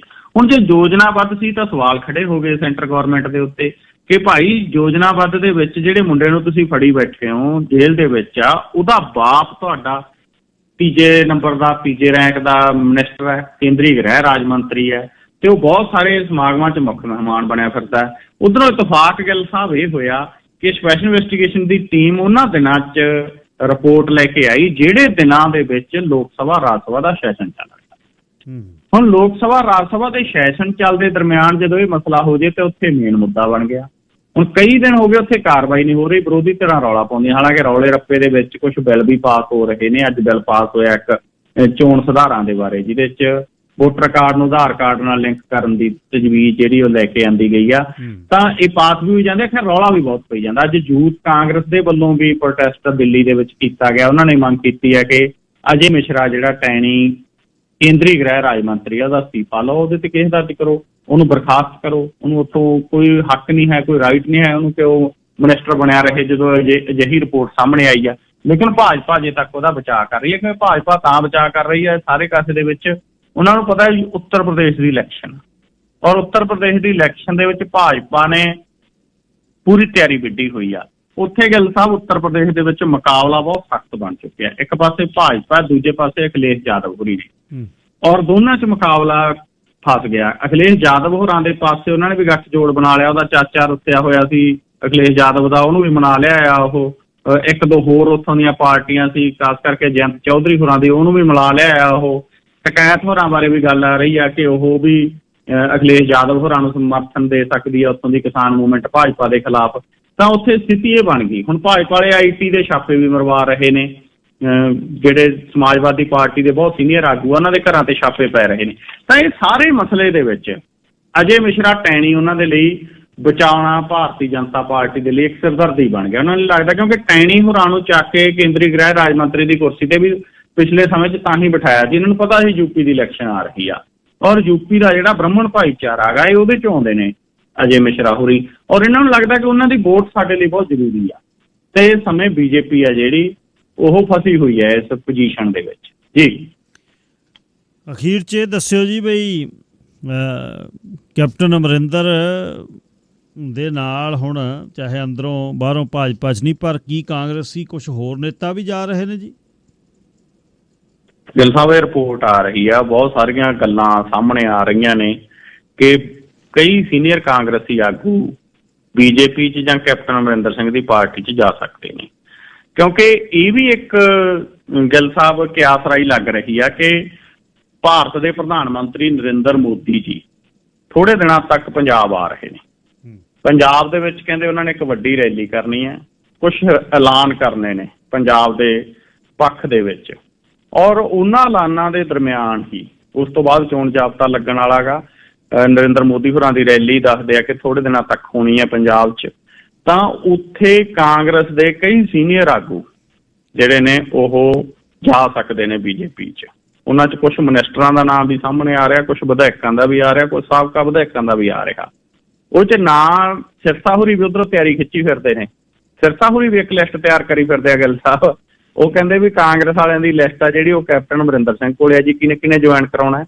ਤੇ ਮੇਰੇ ਕੋਲੇ ਕਹਿੰਦੇ ਲਿਸਟ ਹੈਗੀ ਆ ਜਿਹੜੇ ਕੁਝ ਮੇਰੇ ਪੁਰਾਣੇ ਮਿੱਤਰ ਸੀ ਉਹਨਾਂ ਦੀ। ਤੇ ਦੇਖਦੇ ਆ ਹੁਣ ਕਿ ਕਿਹਦੀ ਲਿਸਟ ਵੱਡੀ ਹੁੰਦੀ ਹੈ ਤੇ ਕਿਹੜੇ ਕਿਹੜੇ ਜੁਆਇਨ ਕਰਦੇ ਨੇ, ਤੇ ਕੀ ਸੱਚੀ ਮੁੱਚੀ ਪ੍ਰਧਾਨ ਮੰਤਰੀ ਜੀ ਆਉਂਦੇ ਨੇ, ਕਿ ਕਿਹੜੇ ਕਿਹੜੇ ਐਲਾਨ ਹੋ ਸਕਦੇ ਨੇ। ਜੀ ਧੰਨਵਾਦ ਜੀ, ਤੇ ਕੱਲ ਸਵੇਰੇ ਫੇਰ ਗੱਲਬਾਤ ਹੋਏਗੀ ਤੁਹਾਡੇ ਨਾਲ। ਸ਼ੁਭ ਸ਼ਾਮ। ਸ਼ੁਕਰੀਆ ਜੀ ਗਿੱਲ ਸਾਹਿਬ, ਤੁਹਾਡਾ ਤੇ ਸਾਰੇ ਸਰੋਤਿਆਂ ਦਾ ਵੀ ਬਹੁਤ ਬਹੁਤ ਧੰਨਵਾਦ ਜੀ। ਸਾਰਿਆਂ ਦਾ ਧੰਨਵਾਦ ਜੀ। ਫੇਰ ਇੱਕ ਵਾਰ ਡਾਕਟਰ ਪੁਰੇਵਾਲ ਸ਼ੋਅ ਦੇ ਵਿੱਚ। ਤੇ ਕੋਵਿਡ ਤੋਂ ਬਾਅਦ ਅਲੱਗ-ਅਲੱਗ ਵੇਰੀਐਂਟ ਤੋਂ ਬਾਅਦ ਜਿਹੜਾ ਓਮਿਕਰੌਨ ਹੈ ਜਿਹੜਾ, ਇਸ ਦੀ ਬੜੀ ਅੱਜ ਬਹਿਸ ਹੋ ਰਹੀ ਹੈ। ਬਹਿਸ ਕੀ ਹੈ ਕਿ ਸਰਕਾਰਾਂ ਜਿਹੜੀਆਂ ਟਰੈਵਲ ਬੈਨ ਲਾਉਂਦੀਆਂ, ਨੈਦਰਲੈਂਡ ਬਿਲਕੁਲ ਹੀ ਲੋਕਡਾਊਨ ਕਰ ਦਿੱਤਾ ਉਹਨਾਂ ਨੇ। ਸਾਰਾ ਕੁਝ ਧਰਿਆ ਧਰਾਇਆ ਰਹਿ ਗਿਆ। ਰੈਸਟੋਰੈਂਟਾਂ ਦੇ ਵਿੱਚ ਕ੍ਰਿਸਮਸ ਦੀਆਂ ਦੇ ਡਿਨਰਸ ਰੈਡੀ ਹੋ ਰਹੇ ਸੀ, ਪਾਰਟੀ, ਤੇ ਸਡਨ ਉਹਨਾਂ ਨੇ ਬੰਦ ਕਰ ਦਿੱਤਾ। ਇੰਟਰਨੈਸ਼ਨਲ ਅੰਤਰਰਾਸ਼ਟਰੀ ਮੰਚ 'ਤੇ ਇਹ ਗੱਲ ਚੱਲਦੀ ਹੈ ਵੀ ਜਦ ਇਹ ਸਪਰੈਡ ਹੋ ਜਾਂਦਾ ਹੈ ਉਸ ਤੋਂ ਬਾਅਦ ਸਰਕਾਰਾਂ ਹਰਕਤ 'ਚ ਆਉਂਦੀਆਂ ਨੇ। ਆਪਣੇ ਵਾਲੇ ਪਾਸੇ ਵੀ ਇਹ ਗੱਲ ਜਿਹੜੀ ਚੱਲੀ ਸੀ, ਪ੍ਰੀਮੀਅਰ ਜਿਹੜੇ ਸੀ ਸੂਬੇ ਦੇ ਮੁੱਖ ਮੰਤਰੀ, ਉਹਨਾਂ ਨੇ ਵਿਰੋਧ ਕਰ ਦਿੱਤਾ। ਜਸਟਿਨ ਟਰੂਡੋ ਜਿਹੜਾ ਉਹ ਇਹ ਸੋਚ ਰਹੇ ਸਨ ਕਿ ਟਰੈਵਲ ਰਿਸਟ੍ਰਿਕਸ਼ਨਸ ਕੀ ਲੱਗਣ, ਕੀ ਜਿਸ ਤਰ੍ਹਾਂ ਪਹਿਲਾਂ ਕੋਵਿਡ ਦੇ ਦੌਰਾਨ ਵੀ ਕੁਝ ਏਅਰਪੋਰਟਸ 'ਤੇ ਫਲਾਈਟਸ ਆਉਂਦੀਆਂ ਰਹੀਆਂ, ਕੁਆਰੰਟੀਨ ਹੁੰਦਾ ਰਿਹਾ। ਤੇ ਹੁਣ ਜਿਹੜੀ ਗੱਲ ਇਹ ਚੱਲਦੀ ਸੀ ਕਿ ਬਿਲਕੁਲ ਫਲਾਈਟਸ ਬੰਦ ਹੋ ਜਾਣਗੀਆਂ। ਸਮਝੋ ਇੱਕ ਗੱਲ, ਜੇ ਮਸਲਨ ਗੱਲਬਾਤ ਪੰਜਾਬ ਦੀ ਭਾਰਤ ਦੀ ਕਰਨੀ ਹੋਵੇ, ਜਿਹੜੀਆਂ ਫਲਾਈਟਸ ਚੱਲ ਰਹੀਆਂ ਨੇ ਚਾਹੇ ਟੋਰਾਂਟੋ ਤੋਂ ਚਾਹੇ ਵੈਨਕੂਵਰ ਤੋਂ, ਉਹ ਆਮ ਜਿਹੜੀਆਂ ਫਲਾਈਟਸ ਸਕੈਜੂਲਡ ਫਲਾਈਟਸ ਨੇ ਜਿਹੜੀਆਂ, ਉਸ ਤਰ੍ਹਾਂ ਨਹੀਂ ਹੈ। ਉਹ ਬਬਲ ਨੂੰ ਭੰਨਣ ਲਈ, ਬੁਲਬੁਲੇ ਨੂੰ ਜੇ ਕਹੀਏ ਬਬਲ ਬਸਟ ਕਰਨ ਲਈ, ਉਹ ਜਿਹੜੀ ਅਸਲ ਕਹਾਣੀ ਇਹ ਆ ਵੀ ਲੋਕ ਜਾਣਾ ਚਾਹੁੰਦੇ ਨੇ, ਲੋਕ ਆਉਣਾ ਚਾਹੁੰਦੇ ਨੇ। ਭਾਰਤ ਦੇ ਵਿੱਚ ਹਲੇ ਵੀ ਸਾਰੀਆਂ ਸਕੈਜੂਲ ਫਲਾਈਟਸ ਜਿਹੜੀਆਂ ਅਲਾਓ ਨਹੀਂ ਹੈ। ਜੇ ਤੁਸੀਂ ਕਹੋ ਵੀ ਕੋਈ ਵੀ ਉਤਰ ਜੇ ਤੇ ਚੜ੍ਹ ਜੇ, ਇਸ ਤਰ੍ਹਾਂ ਨਹੀਂ ਹੈ। ਸੋ ਇਹ ਫਲਾਈਟਸ ਦੋ ਜਿਹੜੀਆਂ ਏਅਰ ਇੰਡੀਆ ਦੀਆਂ ਤੇ ਏਅਰ ਕੈਨੇਡਾ ਦੀਆਂ ਜਾ ਰਹੀਆਂ ਨੇ। ਸੋ ਇਹਦੇ ਵਿੱਚ ਹੁਣ ਬਹੁਤ ਲੋਕਾਂ ਦੇ, ਬਹੁਤ ਸੁਣਨ ਵਾਲਿਆਂ ਦੇ ਇਹੀ ਸਵਾਲ ਸਨ ਵੀ ਅਸੀਂ ਕੀ ਕਰੀਏ, ਅਸੀਂ ਕੀ ਕਰੀਏ, ਅਸੀਂ ਕੀ ਕਰੀਏ। ਗੱਲ ਇਹ ਹੈ ਕਿ ਅੱਜ ਦੀ ਘੜੀ, ਅੱਜ ਦੀ ਗੱਲ ਕਰ ਸਕਦੇ ਹਾਂ। ਹੁਣ ਇਸ ਨੂੰ ਆਲਮੋਸਟ 20 ਦਿਨ ਹੋ ਗਏ, 25 ਦਿਨ ਰਾਦਰ ਚੱਲਦੇ ਨੂੰ। ਨਵੰਬਰ 25 ਤੋਂ ਇਹ ਸ਼ੁਰੂ ਹੋਇਆ ਸੀ ਜਦ ਅਫਰੀਕਾ ਦੇ ਵਿੱਚ ਓਮਿਕਰੌਨ ਦੀ ਗੱਲ ਚੱਲੀ। ਤੇ ਪਰ ਇਸ ਨੂੰ ਚਾਹੇ ਉਹ ਕਹਿ ਰਹੇ ਨੇ ਬਹੁਤ ਜਲਦੀ ਸਪਰੈਡ ਹੁੰਦਾ ਹੈ, ਪਰ ਉਸ ਤਰ੍ਹਾਂ ਦਾ ਕੰਮ ਨਹੀਂ ਜਿਵੇਂ ਪਹਿਲੀ ਵਾਰ ਝੱਸੇ ਗਏ ਸੀ ਲੋਕ ਜਦ ਚੀਨ ਦੇ ਵਿੱਚ। ਹੌਲੀ ਹੌਲੀ ਉਹਨਾਂ ਨੇ 1-2 ਮਹੀਨੇ ਪਤਾ ਹੀ ਨਾ ਲੱਗ ਦਿੱਤਾ, ਜਦ ਨੂੰ ਰਿਸਟ੍ਰਿਕਸ਼ਨ ਲੱਗੀਆਂ, ਜਦ ਨੂੰ ਤਾਂ ਸਪਰੈਡ ਹੋ ਗਿਆ। ਹੁਣ ਵੀ ਜਦ ਨੂੰ ਰਿਸਟ੍ਰਿਕਸ਼ਨ ਲਾਉਣ ਦੀ ਗੱਲ ਕਰਦੇ, ਜਦ ਨੂੰ ਤਾਂ ਸਪਰੈਡ ਹੋ ਗਿਆ, ਲੋਕ ਆ ਗਏ ਅਫਰੀਕਾ ਤੋਂ ਦੁਨੀਆ ਦੇ ਵਿੱਚ। ਸੋ ਇਹ ਇਹਨਾਂ ਦੇ ਕੋਲ ਕੋਈ ਇਸ ਤਰ੍ਹਾਂ ਦੀ ਜਿਹੜੀ ਕੋਈ ਟੈਕਨੀਕ ਨਹੀਂ ਹੈ ਜਿਹਦੇ ਨਾਲ ਸਪਰੈਡ ਹੋਣ ਤੋਂ ਪਹਿਲਾਂ ਇਸ ਨੂੰ ਕੰਟਰੋਲ ਕੀਤਾ ਜਾਵੇ। ਇਹ ਗੱਲ ਦਾ ਰੇੜਕਾ ਵੱਡਾ ਪੈ ਰਿਹਾ। ਤੇ ਜਦ ਮਸਾਂ ਥੋੜ੍ਹੀ ਬਹੁਤੀ ਆਰਥਿਕਤਾ ਪੈਰਾਂ 'ਤੇ ਆਉਂਦੀ ਹੈ, ਡਰਦੇ ਆ ਫਿਰ ਜਦ ਬੰਦ ਦਾ ਮਤਲਬ ਬੰਦ। ਹੁਣ ਅੱਜ ਫੈਡਰਲ ਸਰਕਾਰ ਨੇ ਗੱਲਬਾਤ ਕੀਤੀ ਹੈ, ਦੱਸਿਆ, ਖਬਰਾਂ ਆਈਆਂ ਨੇ ਕਿ $26 ਮਿਲੀਅਨ ਦੇ ਕਰੀਬ ਸੈਂਟਰ ਦੀ ਸਰਕਾਰ ਨੇ ਤੇ ਮਤਲਬ ਰੌਂਗ ਬੈਂਕ ਅਕਾਊਂਟਸ ਦੇ ਵਿੱਚ ਹੀ ਪੈਸੇ ਭੇਜ ਦਿੱਤੇ ਪਿਛਲੇ ਸਾਲ। $26 ਮਿਲੀਅਨ। ਹੁਣ ਇਹ ਹੈ ਬਈ ਇਹ ਕਿੱਥੇ ਅਕਾਊਂਟੇਬਿਲਟੀ ਇਹਦੀ ਕਿਤੇ ਨਹੀਂ ਹੋਣੀ। ਜਿਹੜੀ ਕਿਤੇ ਲਾਕਡਾਊਨ ਸੌਖਾ, ਸਬਸਿਡੀਜ਼ ਦੇਣੀਆਂ ਸਰਕਾਰਾਂ ਨੂੰ ਕਿਤੇ ਸੌਖੀਆਂ, 2-2 ਹਜ਼ਾਰ ਦੇ ਕੇ ਹੁਣ ਆਮ ਲੋਕਾਂ ਦੀ ਬੱਸ ਕਰਾ ਦਿੱਤੀ। ਮਹਿੰਗਾ ਕਿੰਨਾ ਹੋ ਗਿਆ। ਸੋ ਇਹ ਅਬਾਊਟ 22,000 ਦੇ ਕਰੀਬ ਡਾਇਰੈਕਟ ਡਿਪੋਜ਼ਿਟ ਜਿਹੜੇ ਨੇ ਉਹ ਰੌਂਗ ਬੈਂਕ ਅਕਾਊਂਟਸ ਦੇ ਵਿੱਚ ਗਏ ਨੇ ਗਲਤ 'ਚ ਅਪ੍ਰੈਲ 1, 2020 ਤੋਂ ਮਾਰਚ 31, 2021 ਤੱਕ। ਤੇ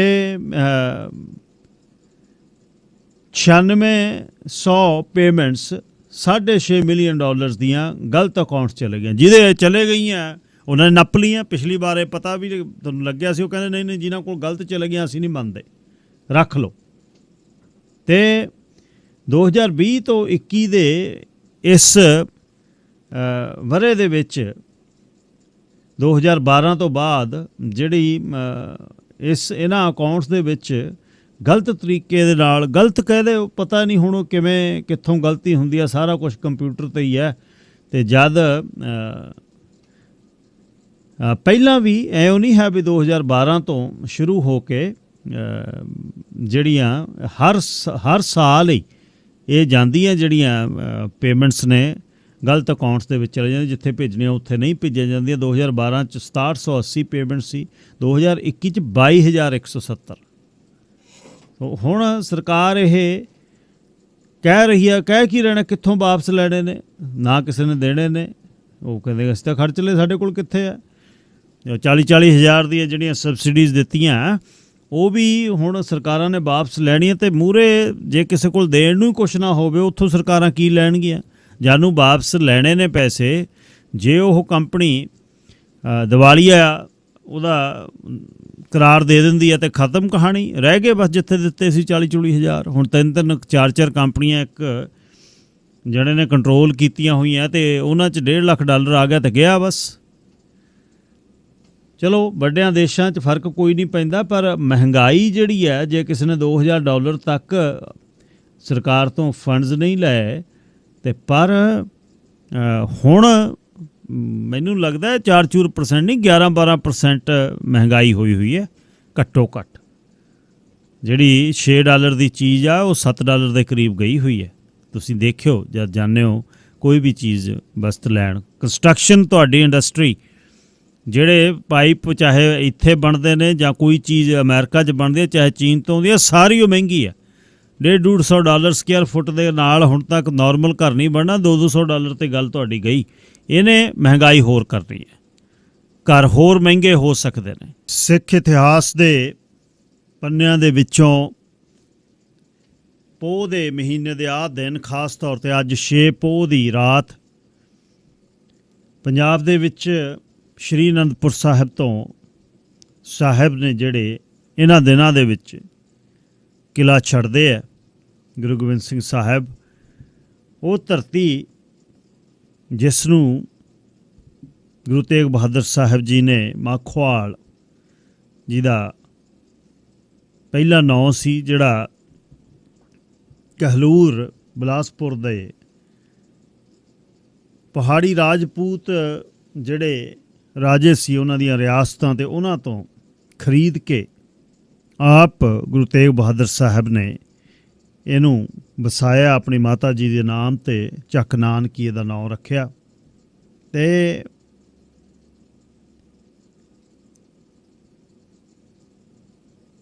ਨਾਲ ਦੇ ਇਲਾਕੇ ਦੇ ਵਿੱਚ ਹੁਣ ਵੀ ਤੁਸੀਂ ਜਦ ਇੱਕ ਵਾਰ ਰੋਪੜ ਤੋਂ ਜਾਂਦੇ ਹੋ, ਪਰਿਵਾਰ ਵਿਛੋੜੇ ਵਾਲੀ ਜਿਹੜੀ ਸਿਰਸਾ ਨਦੀ ਹੈ ਉਹਨੂੰ ਟੱਪਦਿਆਂ ਤੁਸੀਂ ਮਹਿਸੂਸ ਕਰੋਗੇ। ਕਦੇ ਵੀ ਮੱਥਾ ਟੇਕਣ ਜਾਓ ਹੁਣ ਵੀ, ਹਾਲਾਂਕਿ ਪਹਾੜੀਆਂ ਜਿਹੜੀਆਂ ਸੀ ਉਹਨਾਂ ਨੂੰ ਤਾਂ ਉੱਥੇ ਲਾ ਕੇ ਨਜਾਇਜ਼ ਜਿਹੜੇ ਗੈਰ ਕਾਨੂੰਨੀ ਕ੍ਰੈਸ਼ਰ ਨੇ ਵੇਚਤੀਆਂ, ਉਹ ਵੱਢਤੀਆਂ ਤੇ ਟੁੱਕਤੀਆਂ, ਪਰ ਫਿਰ ਵੀ ਮਹਿਸੂਸ ਕਰੋਗੇ ਜਦ ਵੀ ਤੁਸੀਂ ਜਾਓਗੇ ਸਿਰਸਾ ਟੱਪਦਿਆਂ ਹੀ, ਸਿਰਸਾ ਨਦੀ ਟੱਪਦਿਆਂ ਹੀ ਇੱਕ ਅਲੱਗ ਸੁਗੰਧ ਹੈ ਉਸ ਧਰਤੀ 'ਤੇ ਤੁਸੀਂ ਇੱਕ ਅਲੱਗ ਤਰ੍ਹਾਂ ਦਾ ਮਹਿਸੂਸ ਕਰਦੇ ਹੋ। ਉਹ ਸੜਕ ਜਾਂ ਚੀਰਦੀ ਲੰਘਦੀ ਹੈ, ਆਲੇ ਦੁਆਲੇ ਛੋਟੀਆਂ ਪਹਾੜੀਆਂ ਨੇ, ਅਤੇ ਤੁਸੀਂ ਵੇਖੋਗੇ, ਮੈਂ ਸੁਣਾਵਾਂਗਾ ਕਿਸੇ ਦਿਨ ਇਸ ਕੜੀ ਦੇ ਅਖੀਰ ਦੇ ਵਿੱਚ ਹਰਮਨਜੀਤ ਨੇ ਜਿਹੜਾ ਗੁਰੂ ਸਾਹਿਬ ਦੇ ਬਾਰੇ ਜੋ ਗੋਬਿੰਦ ਕੀਆ ਭਲਾ ਕੀਆ, ਇੱਕ ਬਹੁਤ ਵਧੀਆ ਲੇਖ ਹੈ ਜਿਹਦੇ ਵਿੱਚ ਅੱਜ ਦੇ ਸਮੇਂ ਉਸਨੇ ਦੱਸਿਆ, ਅੱਜ ਦੇ ਸਮੇਂ ਵੀ ਉਹਨੇ ਦੱਸਿਆ ਕਿ ਬਾਜ ਉਡਾਰੀਆਂ ਭਰਦੇ ਨੇ ਹਲੇ ਵੀ। ਅਤੇ ਉਸ ਧਰਤ 'ਤੇ ਜਦ ਉਸ ਤੋਂ ਬਾਅਦ ਕਸ਼ਮੀਰੀ ਪੰਡਤ ਜਦ ਆਉਂਦੇ ਨੇ, ਗੁਰੂ ਸਾਹਿਬ ਆਪਣਾ ਬਲੀਦਾਨ ਦਿੰਦੇ ਨੇ, ਸੀਸ ਦਿੰਦੇ ਨੇ ਧਰਮ ਨੂੰ ਬਚਾਉਣ ਦੇ ਲਈ, ਅਤੇ ਨਾਲ ਮਨੁੱਖਤਾ ਦੀ ਬਰਾਬਰਤਾ ਦੀ ਗੱਲ ਤੋਂ ਬਾਅਦ ਗੁਰੂ ਗੋਬਿੰਦ ਸਿੰਘ ਸਾਹਿਬ ਜੀ ਦੇ ਕੋਲ ਰੰਗਰੇਟਾ ਗੁਰੂ ਕਾ ਬੇਟਾ ਭਾਈ ਜੈਤਾ ਸੀਸ ਲੈ ਕੇ ਆਉਂਦਾ। ਉਹਦੇ ਬਾਅਦ ਜਿਹੜਾ ਕਹਿਲੂਰ ਦਾ, ਬਿਲਾਸਪੁਰ ਦਾ ਰਾਜਾ ਭੀਮ ਚੰਦ ਸੀ, ਗੁਰੂ ਸਾਹਿਬ ਨੇ ਜ਼ਿੰਦਗੀ ਦਾ ਬਹੁਤ ਵੱਡਾ ਬਦਲਾਅ ਜਿਹੜਾ ਜਦ 9ਵੇਂ ਪਾਤਸ਼ਾਹ ਸ਼ਹੀਦ ਹੁੰਦੇ ਨੇ ਤਾਂ ਉਹ ਆਪਣਾ ਰਹਿਣਾ ਬਹਿਣਾ ਸਾਰਾ ਬਦਲਦੇ ਹੈ। ਅਤੇ ਝਗੜਾ ਟਾਲਣ ਲਈ ਉਹਨਾਂ ਦਿਨਾਂ ਦੇ ਵਿੱਚ ਹੀ ਕਹਿਲੂਰ ਦਾ ਇਹ ਰਾਜਾ ਜਿਹੜਾ ਭੀਮ ਚੰਦ ਹੈ, ਇਹ ਇਉਂ ਨਹੀਂ ਹੈ ਕਿ ਇਹ 1705 ਦੀ ਗੱਲ ਹੈ ਜਦੇ ਹੀ, ਨਹੀਂ, ਉਸ ਤੋਂ ਪਹਿਲਾਂ ਵੀ 1685 ਦੇ ਵਿੱਚ ਗੁਰੂ ਗੋਬਿੰਦ ਸਿੰਘ ਸਾਹਿਬ ਇਸ ਜਗ੍ਹਾ ਨੂੰ ਛੱਡ ਕੇ ਪਾਉਂਟਾ ਸਾਹਿਬ ਆਉਂਦੇ ਨੇ ਬਈ ਝਗੜੇ ਤੋਂ ਮੈਂ ਪਰਾਂ ਹੋਵਾਂ। ਉੱਥੇ ਫਿਰ ਭੰਗਾਣੀ ਦਾ ਯੁੱਧ ਹੁੰਦਾ, ਜਦ ਬਾਣ ਲੱਗਦਾ ਤੇ ਫਿਰ ਰੋਸ ਜਗਦਾ, ਜਦ ਆ ਕੇ ਕਮਰ ਕੱਸੇ ਦੇ ਵਿੱਚ ਤੀਰ ਇੱਕ ਰਾਜੇ ਦਾ ਲੱਗਿਆ, ਤਾਂ ਉਸ ਤੋਂ ਬਾਅਦ ਫਿਰ ਉਹ ਇੱਕ ਬਹੁਤ ਵੱਡੀ ਪਿਰਤ ਹੈ ਜਿਹੜੀ ਕੌਮ ਦੇ ਵਿੱਚ, ਜਦ ਬਾਣ ਲੱਗਦਾ ਤੇ ਤਵੇ ਰੋਸ ਜਾਗਦਾ। ਉੱਥੋਂ ਵਾਪਸ ਆ ਕੇ ਫਿਰ ਆਲੇ ਦੁਆਲੇ ਦੇ ਕਿਲੇ ਜਿਹੜੇ ਨੇ ਬਣਾਉਣੇ ਸ਼ੁਰੂ ਕੀਤੇ, ਲੋਹਗੜ੍ਹ, ਹੋਲਗੜ੍ਹ, ਫਤਿਹਗੜ੍ਹ, ਤਾਰਾਗੜ੍ਹ, ਆਨੰਦਗੜ੍ਹ, ਕੇਸਗੜ੍ਹ ਸਾਹਿਬ।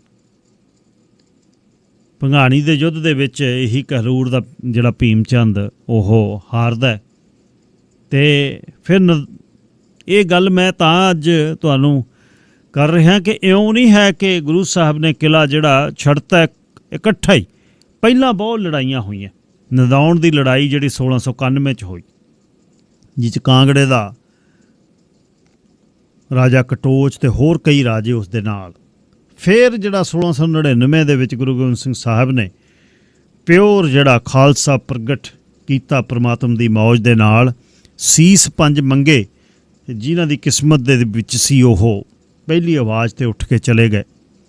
ਉਸ ਤੋਂ ਬਾਅਦ ਇੱਕ ਨਵਾਂ ਸੁਨੇਹਾ ਦੇ ਦਿੱਤਾ ਵੀ ਹੁਣ ਮੇਰਾ ਖਾਲਸਾ ਜਿਹੜਾ ਕਿਸੇ ਵੀ ਧਰਮ 'ਚੋਂ, ਕਿਸੇ ਵੀ ਜ਼ਾਤ ਦੇ ਵਿੱਚੋਂ, ਕਿਸੇ ਵੀ ਸ਼੍ਰੇਣੀ ਦੇ ਵਿੱਚੋਂ ਆ ਕੇ ਜਦ ਇੱਕ ਬਾਟੇ ਦੇ ਨਾਲ ਅੰਮ੍ਰਿਤ ਛਕੂਗਾ, ਉਸ ਤੋਂ ਬਾਅਦ ਫਿਰ ਉਹ ਘੋੜਿਆਂ ਦੀ ਸਵਾਰੀ ਕਰੂ, ਪੱਥਿਆਂ 'ਚ ਤੀਰ ਪਾਊ, ਕਲੰਗੀਆਂ ਲਾਊ, ਤੋੜੇ ਲਾਊ, ਦਮਾਲੇ ਸਜਾਊ, ਜਿਹੜੇ ਨੇ ਫਰਲੇ ਜਿਹੜੇ ਉੱਡਣਗੇ, ਨਿਸ਼ਾਨ ਸਾਹਿਬ ਝੂਲਣਗੇ, ਅਤੇ ਰਣਜੀਤ ਨਗਾਰੇ ਅਤੇ ਧੌਂਸੇ ਲੱਗਣਗੇ ਸਵੇਰੇ ਅੰਮ੍ਰਿਤ ਵੇਲੇ। ਤਾਂ ਆਲੇ ਦੁਆਲੇ ਦੇ ਰਾਜੇ ਫਿਰ ਉਸੇ ਗੱਲ 'ਤੇ ਵੀ ਇਹ ਤਾਂ ਬਹੁਤ ਔਖਾ ਹੈ, ਮੁਗਲੀਆ ਫੌਜ ਚੜ੍ਹ ਕੇ ਆ ਜੂ, ਇਹ ਨਾ ਕਰੀਏ। ਪਰ ਖਾਲਸੇ ਨੇ ਆਪਣੇ ਤੌਰ 'ਤੇ ਉਹਨਾਂ ਨੂੰ ਦੱਸਿਆ, ਬੈਠਕਾਂ ਵੀ ਉਹਨਾਂ ਦੀਆਂ ਹੋਈਆਂ, ਭਬੌਰ ਸਾਹਿਬ ਜਿਹੜੀ ਗੱਲ ਹੈ ਉਹ। ਫਿਰ ਅਸਲ ਕਹਾਣੀ ਇਹ ਆਈ ਕਿ ਅਨੰਦਪੁਰ ਸਾਹਿਬ ਦੇ ਵਿੱਚੋਂ ਹੀ ਗੁਰੂ ਸਾਹਿਬ ਨੂੰ ਬਾਹਰ ਭੇਜਿਆ ਜਾਵੇ। ਅਤੇ ਇਹ ਜਦ ਪਹਿਲੀ ਜਿਹੜੀ ਲੜਾਈ ਵੱਡੀ ਜਿਹੜੀ ਹੋਈ ਹੈ ਕੀਰਤਪੁਰ ਤੋਂ ਦੱਖਣ ਵਾਲੇ ਪਾਸੇ ਹਰਦੋ ਨਮੋਹ ਦੇ ਵਿੱਚ, ਅਨੰਦਪੁਰ ਦਾ ਕਿਲ੍ਹਾ ਛੱਡ ਕੇ, ਅਨੰਦਪੁਰ ਛੱਡ ਕੇ ਗੁਰੂ ਸਾਹਿਬ ਉੱਥੇ ਆਏ, ਤਾਂ ਇਹ 1700 ਦੇ ਵਿੱਚ ਖਾਲਸਾ ਸੱਜਣ ਤੋਂ ਬਾਅਦ ਅਕਤੂਬਰ ਦੇ ਵਿੱਚ ਵੱਡਾ ਜਿਹੜਾ ਮੁਗਲ ਫੌਜ ਦੇ ਨਾਲ ਰਲਾ ਕੇ ਅਤੇ ਰਾਜਪੂਤ ਰਾਜਿਆਂ ਨੇ ਬਹੁਤ ਵੱਡਾ ਇੱਕ ਹਮਲਾ ਕੀਤਾ। ਅਤੇ ਉੱਥੇ ਇਹ ਵੱਡੇ ਘੇਰੇ ਨੂੰ ਤੋੜ ਕੇ ਗੁਰੂ ਸਾਹਿਬ ਨਰਮੋਹਗੜ੍ਹ ਦੀ ਇਹ ਵੱਡੀ ਲੜਾਈ ਦੇ ਵਿੱਚੋਂ ਪਹਿਲਾਂ ਵੀ ਇਸ ਜਿਹੜਾ ਕਿਲ੍ਹਾ ਛੱਡਣ ਤੋਂ ਪਹਿਲਾਂ 6 ਪੋਹ 1705 ਤੋਂ ਪਹਿਲਾਂ 1700 ਦੇ ਵਿੱਚ, ਮਤਲਬ ਜਦ ਤੋਂ ਗੁਰੂ ਸਾਹਿਬ ਗੁਰਤਾ ਗੱਦੀ 'ਤੇ ਬੈਠੇ ਨੇ 9ਵੇਂ ਪਾਤਸ਼ਾਹ ਤੋਂ ਬਾਅਦ, ਉਹ ਸਦਾ ਹੀ ਜਿਹੜੀ ਆਲੇ ਦੁਆਲੇ ਦੇ ਪਹਾੜੀ ਰਾਜੇ ਸੀ, ਮੁਗਲ ਤਾਂ ਬਹੁਤ ਪਿੱਛੋਂ ਆਉਂਦੇ ਆ, ਇਹ ਜਿਹੜੇ ਆਲੇ ਦੁਆਲੇ ਦੇ ਪਹਾੜੀ ਰਾਜੇ ਸੀ ਉਹਨਾਂ ਨੂੰ ਬਹੁਤ 22 ਧਾਰ ਦੇ ਜਿਹੜੇ ਰਾਜਿਆਂ ਦੀ ਗੱਲ 6ਵੇਂ ਪਾਤਸ਼ਾਹ ਕਰਦੇ ਨੇ, ਜਿਨ੍ਹਾਂ ਨੂੰ ਲੈ ਕੇ ਆਏ ਸੀ ਛੁਡਾ ਕੇ ਅੰਦਰੋਂ, ਉਹਨਾਂ ਦੀ ਉਹ ਗਾਹਾਂ ਇਹ ਸੰਤਾਨ ਸੀ। ਅਤੇ ਫਿਰ ਇਹ ਅਨੰਦਪੁਰ ਸਾਹਿਬ ਦਾ ਜਿਹੜਾ ਘੇਰਾ ਵੱਡਾ ਜਿਹੜਾ ਇਹਨਾਂ ਰਾਜਿਆਂ ਦੇ ਨਾਲ ਅਤੇ ਮੁਗਲ ਫੌਜ ਨੇ ਪਾਇਆ, ਤਾਂ 6 ਪੋਹ ਦੀ ਰਾਤ ਨੂੰ ਅਨੰਦਪੁਰ ਸਾਹਿਬ ਦਾ ਕਿਲ੍ਹਾ ਛੱਡਣ ਤੋਂ ਬਾਅਦ ਇਹ ਕਾਫਲਾ ਜਿਹੜਾ ਹੈ ਉਹ ਸਿਰਸਾ ਨਦੀ 'ਤੇ ਜਿਹੜਾ ਵੱਡਾ ਯੁੱਧ, ਵੱਡਾ ਨਹੀਂ ਉਦੋਂ ਪਿੱਛੇ ਵੀ ਮੈਂ ਡੀਟੇਲ ਦੇ ਵਿੱਚ ਦੱਸਾਂਗਾ ਵੀ ਕਿੱਥੇ ਕਿੱਥੇ ਜਿਹੜੀਆਂ ਲੜਾਈਆਂ ਹੋਈਆਂ, ਕਿਹੜੇ ਕਿਹੜੇ ਸਿੰਘ ਰੁਕੇ ਪਿੱਛੇ, ਕਿਹਨਾਂ ਦੀ ਜਿਹੜੀ ਜ਼ਿੰਮੇਵਾਰੀ ਲਾਈ, ਭਾਈ ਜੈਤਾ ਜੀ, ਭਾਈ ਬਚਿੱਤਰ ਸਿੰਘ, ਭਾਈ ਸਾਹਿਬ ਭਾਈ ਮਨੀ ਸਿੰਘ ਜੀ ਦੇ ਪਰਿਵਾਰ ਦੇ ਵਿੱਚੋਂ ਉਹ ਯੋਧੇ ਕਿੱਥੇ ਕਿੱਥੇ ਰੁਕੇ ਅਤੇ ਕਿਸ ਤਰ੍ਹਾਂ ਫੌਜ ਉਹਨਾਂ ਨੇ ਰੋਕੀ। ਪੂਰੀ ਯੁੱਧ ਨੀਤੀ ਦੇ ਤਹਿਤ ਗੁਰੂ ਸਾਹਿਬ ਤੁਰੇ, ਉਹਨਾਂ ਨੂੰ ਪਤਾ ਸੀ ਕਿਹੜੇ ਕਿਹੜੇ ਪਾਸਿਓਂ ਕੀ ਹੋਏਗਾ। ਅਤੇ ਫਿਰ ਸਿਰਸਾ ਨਦੀ 'ਤੇ ਅੱਜ ਦੇ ਦਿਨ, ਅੱਜ ਦੀ ਰਾਤ ਨੂੰ ਜਿਹੜੀ ਗਹਿ ਗੱਚ ਲੜਾਈ ਹੋਈ ਹੈ, 7 ਤਰੀਕ ਸਵੇਰ ਲਾ ਲਓ, ਇੱਕ ਅੱਧਾ ਦਿਨ ਇੱਧਰ ਉੱਧਰ ਹੋ ਸਕਦਾ, ਪਰ ਪੋਹ ਦਾ ਮਹੀਨਾ ਬਹੁਤ ਵੱਡਾ ਮਹੀਨਾ ਸਾਡੇ ਲਈ ਇਤਿਹਾਸ ਦੇ ਵਿੱਚ। ਇਸ ਨੂੰ ਸਮਤਲ ਕਿਵੇਂ ਕਰਨਾ ਹੈ ਜ਼ਿੰਦਗੀ ਦੇ ਵਿੱਚ, ਇੱਥੇ ਰਹਿੰਦੇ ਆ ਇਹਨਾਂ ਦਿਨਾਂ ਦੇ ਵਿੱਚ ਕਿਸ ਤਰ੍ਹਾਂ ਅਸੀਂ ਜਿਉਣਾ, ਕੀ ਯਾਦ ਕਰਨਾ, ਇਹ ਦੱਸਣ ਦੀ ਨਹੀਂ ਲੋੜ। ਛੋਟੇ ਸਾਹਿਬਜ਼ਾਦਿਆਂ ਨੂੰ ਕੁੰਮੇ ਮਾਸ਼ਕੀ ਨੇ ਆਪਣੀ ਛੰਨ ਦੇ ਵਿੱਚ ਰੱਖਿਆ, ਅਤੇ ਲక్ష్ਮੀ ਨਾਂ ਦੀ ਇੱਕ ਬੀਬੀ ਨੇ ਆ ਕੇ ਗਰਮ ਕੱਪੜੇ ਦਿੱਤੇ। ਅਤੇ ਇਹ ਜਿਹੜੇ ਗਰੀਬ ਸਿੱਖਾਂ ਨੂੰ ਪਾਤਸ਼ਾਹੀਆਂ 10ਵੇਂ ਪਾਤਸ਼ਾਹ ਨੇ ਬਖਸ਼ੀਆਂ, ਉਹ ਐ ਨਹੀਂ ਹੈ ਕਹਾਣੀ, ਬਹੁਤ ਵੱਡੀ ਜਿਹੜੀ ਗੱਲ ਹੈ। ਅਤੇ ਫਿਰ ਜਿਹੜਾ ਉੱਥੋਂ ਤੁਰ ਕੇ ਅੱਗੇ ਰੋਪੜ ਤੋਂ ਫਿਰ ਚਮਕੌਰ ਸਾਹਿਬ ਦੇ ਆਉਣ ਵਾਲੇ ਦਿਨਾਂ ਦੇ ਵਿੱਚ ਆਪਾਂ ਗੱਲਬਾਤ ਕਰਾਂਗੇ, ਪਰ ਆਪਣੀ ਸੁਰਤ ਦੇ ਵਿੱਚ, ਆਪਣੇ ਖਿਆਲਾਂ ਦੇ ਵਿੱਚ ਇਹ ਪੋਹ ਦੇ ਮਹੀਨੇ ਦੇ ਇਹ ਦਿਨ ਨਹੀਂ ਭੁੱਲਣੇ ਚਾਹੀਦੇ ਸਾਨੂੰ। ਹੁਣ ਰੂਲ ਆਊਟ ਤਾਂ ਆਪਾਂ ਕੁਛ ਨਹੀਂ ਕਰ ਸਕਦੇ ਵੀ ਭਾਈ ਪਾਰਟੀਆਂ ਨਾ ਕਰੋ, ਇਕੱਠਾਂ ਦੇ ਵਿੱਚ ਨਜ਼ਾਰੇ ਨਾ ਲਓ, ਨੱਚਣਾ ਅਤੇ ਤੋਹਫੇ ਵੰਡ ਜੇ, ਅਤੇ ਬਹੁਤ ਕੁਛ ਕੁ ਚੀਜ਼ਾਂ ਅਸੀਂ ਇੱਥੇ ਦੇ ਸਿਸਟਮ 'ਚ ਅਡਾਪਟ ਕਰ ਲਈਆਂ। ਪਰ ਇੱਕ ਕਹਾਣੀ ਜਿੱਥੇ ਸੋਸ਼ਲ ਮੀਡੀਆ ਨੂੰ ਭੰਡਦੇ ਆ ਪਿਛਲੇ 8-10 ਸਾਲਾਂ 'ਚ, ਇਸੇ ਮੀਡੀਆ ਕਰਕੇ ਸਾਨੂੰ ਬੜੀ ਅਸੀਂ ਸਾਖਰ ਹੋ ਰਹੇ ਹਾਂ। ਨਹੀਂ ਤਾਂ ਜਿਹੜਾ ਪ੍ਰਚਾਰਕਾਂ ਨੇ ਤਾਂ ਬਹੁਤ ਜ਼ੋਰ ਲਾਇਆ, ਅਸੀਂ ਭੁੱਲ ਜਾਂਦੇ ਹਾਂ ਦਿਨ ਦੇ ਦਿਨ ਜਾ ਕੇ। ਇਹਨਾਂ ਦਿਨਾਂ 'ਚ ਮਹਿਸੂਸ ਕਰਨ ਦੀ ਗੱਲ ਹੈ, ਗੁਰਾਂ ਦੀ ਵਰੋਸਾਈ ਧਰਤੀ ਰੋਪੜ ਜ਼ਿਲ੍ਹਾ ਅਤੇ ਅਨੰਦਪੁਰ ਸਾਹਿਬ ਤੋਂ ਲੈ ਕੇ ਸਾਰੇ ਉਸ ਪੁਆਧ ਦੇ ਇਲਾਕੇ ਦੇ ਵਿੱਚ ਲੋਕ ਭੁੰਜੇ ਸੌਂਦੇ ਆ ਇਹਨਾਂ ਦਿਨਾਂ ਦੇ ਵਿੱਚ, ਹਾਲੇ ਵੀ ਸੌਂਦੇ ਆ। ਤਾਂ ਹੀ ਕਹਿੰਦੇ ਪਾਤਸ਼ਾਹੀ ਮਿਲਦੀ ਉਹ ਗਰੀਬਾਂ ਨੂੰ ਹੈ ਜਿਹੜਾ ਗਰੀਬੀ ਦਾਵੇ ਰਹੇ। ਇੱਥੇ ਦੇ ਪੈਸੇ ਧੇਲਿਆਂ ਦੀ ਗੱਲ ਨਹੀਂ, ਸਾਹਿਬ ਦੇ ਦਰਬਾਰ ਦੀ ਇਹ ਗੱਲ ਹੈ। 2 ਖਬਰਾਂ ਤੁਹਾਡੇ ਨਾਲ ਮੈਂ ਸਾਂਝੀਆਂ ਕਰਨੀਆਂ ਨੇ। City of Surrey the property tax ਪਿਛਲੇ 4 ਸਾਲਾਂ 'ਚ 18 ਤੋਂ 22 ਦੇ ਵਿੱਚ ਇੱਕੋ ਹੀ ਦਰ ਤੇ ਆ 2.9% ਤੇ। 22 ਤੋਂ 26 ਦੇ ਪ੍ਰੋਜੈਕਟ ਨੇ ਜਿਹੜੇ ਉਹਨਾਂ ਦੇ ਤੇ ਹੁਣ ਦੇ ਜਿਹੜੇ ਪ੍ਰੋਜੈਕਟ ਚੱਲ ਰਹੇ ਨੇ ਉਹ ਵੀ ਦੱਸਣਾ ਚਾਹੁੰਦਾ। ਇੱਕ ਮੈਂ ਵੱਡੀ ਟਰਾਂਸਪੋਰਟ ਕੰਪਨੀ ਜੀ 'ਚ ਸਾਡੇ ਬਹੁਤ ਮੁੰਡੇ ਕੰਮ ਕਰਦੇ ਆ ਬਾਈਸਨ ਟਰਾਂਸਪੋਰਟ ਦੇ ਵਿੱਚ ਹੜਤਾਲ ਦਾ ਕੀ ਕਾਰਨ ਹੈ? ਜੇ ਕੋਈ ਸਿੱਧਾ ਮੁੰਡਾ ਡਰਾਈਵਰ ਹੈ ਜਿਹੜਾ ਜਾਂ ਓਨਰ ਆਪਰੇਟਰ ਬਾਈਸਨ ਦੇ ਵਿੱਚ ਕੰਮ ਕਰਦਾ, ਜੇ ਉਹ ਦੱਸ ਸਕੇ, ਕਿਉਂਕਿ ਖਬਰਾਂ ਤਾਂ ਛਪੀਆਂ ਨੇ, ਪਰ ਇਹਦਾ ਕਾਰਨ ਕੀ ਹੈ? ਇਹ ਵੱਡੀਆਂ ਕੰਪਨੀਆਂ ਜੀ 'ਚ ਕੰਮ ਕਰਦੇ ਆ ਸਾਡੇ ਮੁੰਡੇ, ਇਹ ਕਾਰਨ ਇਹਦਾ ਤੁਹਾਨੂੰ ਮੈਂ ਦੱਸ ਦੇਵਾਂ। ਏਕੇ ਦੀ ਗੱਲ, ਪਿਛਲੇ ਦਿਨੀ ਕੋਲੋਰਾਡੋ ਦੇ ਇੱਕ ਟਰੱਕ ਚਾਲਕ ਨੂੰ ਸਜ਼ਾ 100 ਸਾਲ ਤੋਂ ਉੱਪਰ ਬੋਲਤੀ ਸੀ ਉਹਨਾਂ ਨੇ, ਕਿਉਂਕਿ ਇੱਕ ਟ੍ਰੈਫਿਕ ਸਟਾਪ ਸੀ, ਮੂਹਰੇ ਆਵਾਜਾਈ ਰੁਕੀ ਹੋਈ ਸੀ ਤੇ ਟਰੱਕ ਚੜ੍ਹ ਗਿਆ, 4 ਜਣੇ ਮਰ ਗਏ, ਬਿਲਕੁਲ ਬੇਕਸੂਰੇ ਮਰ ਗਏ, ਪਰ ਉਹ ਐਕਸੀਡੈਂਟ ਸੀ, ਕਤਲ ਨਹੀਂ ਸੀ। ਟਰੱਕ ਚਾਲਕਾਂ ਨੇ ਕੋਲੋਰਾਡੋ ਸਾਰੀ ਬੰਦ ਕਰ ਦਿੱਤੀ। ਇਹਨੂੰ ਕਹਿੰਦੇ ਏਕਾ। ਸੋ ਏਕੇ ਦੀ ਜਿਹੜੀ ਘਾਟ ਹੈ, ਦੋਨੇ ਖਬਰਾਂ ਦੇ ਬਾਰੇ ਮੈਂ ਗੱਲਬਾਤ ਕਰਾਂਗਾ। ਸਿਟੀ ਆਫ ਸਰੀ ਦੀ ਗੱਲ ਮੈਂ ਤੁਹਾਡੇ ਨਾਲ ਥੋੜ੍ਹੀ ਜਿਹੀ ਸਾਂਝੀ ਕਰਨਾ ਚਾਹੁੰਦਾ ਹੈ ਕਿ ਇੱਕ ਹੈ ਜਾਣਕਾਰੀ, ਇੱਕ ਹੈ ਧੂੜ ਦਾ ਟੱਟੂ। ਗੱਲਾਂ ਦੋ ਹੁੰਦੀਆਂ। ਬੜਾ ਇਸ ਗੱਲ ਦਾ ਰੌਲਾ ਪਿਆ ਜੀ, ਉਹ RCMP ਆ ਗਈ ਜੀ, ਉਹ ਪ੍ਰੋਪਰਟੀ ਟੈਕਸ ਵੱਧ ਜੂਗਾ ਜੀ, ਇਹ ਵੱਧ ਜੂਗਾ, ਉਹ ਵੱਧ ਜੂਗਾ। ਪਿਛਲੇ 4 ਸਾਲਾਂ ਤੱਕ ਸਭ ਤੋਂ ਘੱਟ ਜਿਹੜਾ ਲੋਅਰ ਮੇਨਲੈਂਡ ਦੇ ਵਿੱਚ ਜੇ ਦੇਖੀਏ, ਖਾਸ ਤੌਰ 'ਤੇ ਆਪਣੇ ਆਲੇ ਦੁਆਲੇ ਦੇ ਸ਼ਹਿਰਾਂ ਦੇ ਵਿੱਚ ਸਭ ਤੋਂ ਘੱਟ ਜਿਹੜਾ ਪ੍ਰੋਪਰਟੀ ਟੈਕਸ ਸਰੀ ਦਾ 2.9%। ਕੋਕਿਟਲਮ ਦਾ 3.43 ਹੈ, ਵੈਨਕੂਵਰ ਦਾ 6.35 ਹੈ, ਨਿਊ ਵੈਸਟ ਦਾ 4.4 ਹੈ, ਵੈਸਟ ਵੈਨਕੂਵਰ ਦਾ 3.79 ਹੈ, ਰਿਚਮੰਡ ਦਾ 3.86 ਹੈ, ਬਰਨਬੀ ਦਾ 2.95 ਹੈ ਅਤੇ ਸਰੀ ਦਾ 2.9%। ਮੇਅਰ ਡਗ ਮੁਕੱਲਮ ਅਤੇ ਉਹਨਾਂ ਦੀ ਜਿਹੜੀ ਟੀਮ ਹੈ, ਕੌਂਸਲਰ ਨਾਗਰਾ, ਕੌਂਸਲਰ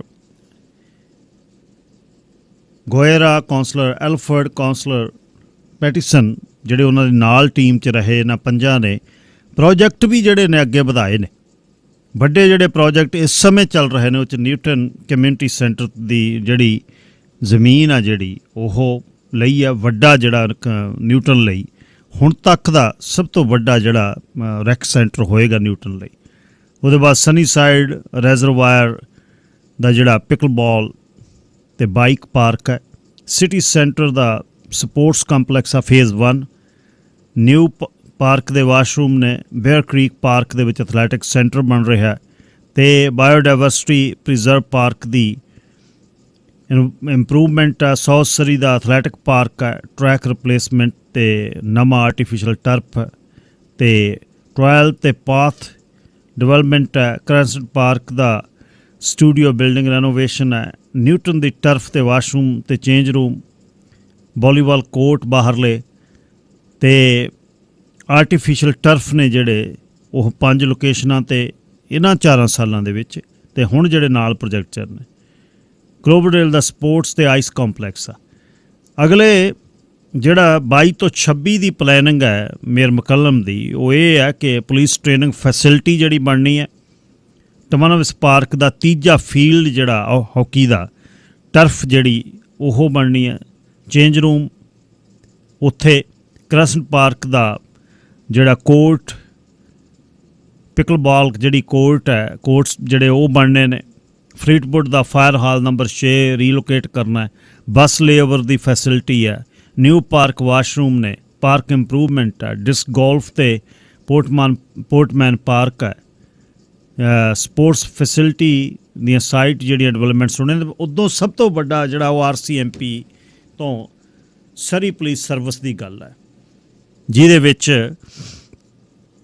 400 ਦੇ ਕਰੀਬ ਪੁਲਿਸ ਅਫੀਸਰ RCMP ਤੋਂ ਟ੍ਰਾਂਜੀਸ਼ਨ ਦੇ ਵਿੱਚ ਲਿਆਉਣੇ ਚਾਹੁੰਦੇ ਸੀ ਮੇਅਰ ਮੁਕੱਲਮ, ਪਰ ਸੂਬੇ ਨੇ 200 ਦੀ ਪਰਮਿਸ਼ਨ ਦਿੱਤੀ। RCMP ਨੇ ਨਾਲ ਇਹ ਗੱਲ ਕਹਿ ਦਿੱਤੀ ਕਿ ਜੇ ਸਾਡੇ ਨਾਲ ਜਦ ਤੁਹਾਡੀ ਸਰੀ ਪੁਲਿਸ ਡਿਪਾਰਟਮੈਂਟ ਸਰਵਿਸ ਦੇ ਅਫੀਸਰ ਰਹਿਣਗੇ ਤਾਂ ਉਹਨਾਂ ਦੀ ਕਲੀਅਰੈਂਸ ਆ ਜਿਹੜੀ ਉਹ ਨੈਸ਼ਨਲੀ ਹੋਏਗੀ, ਫੈਡਰਲ ਕਲੀਅਰੈਂਸ।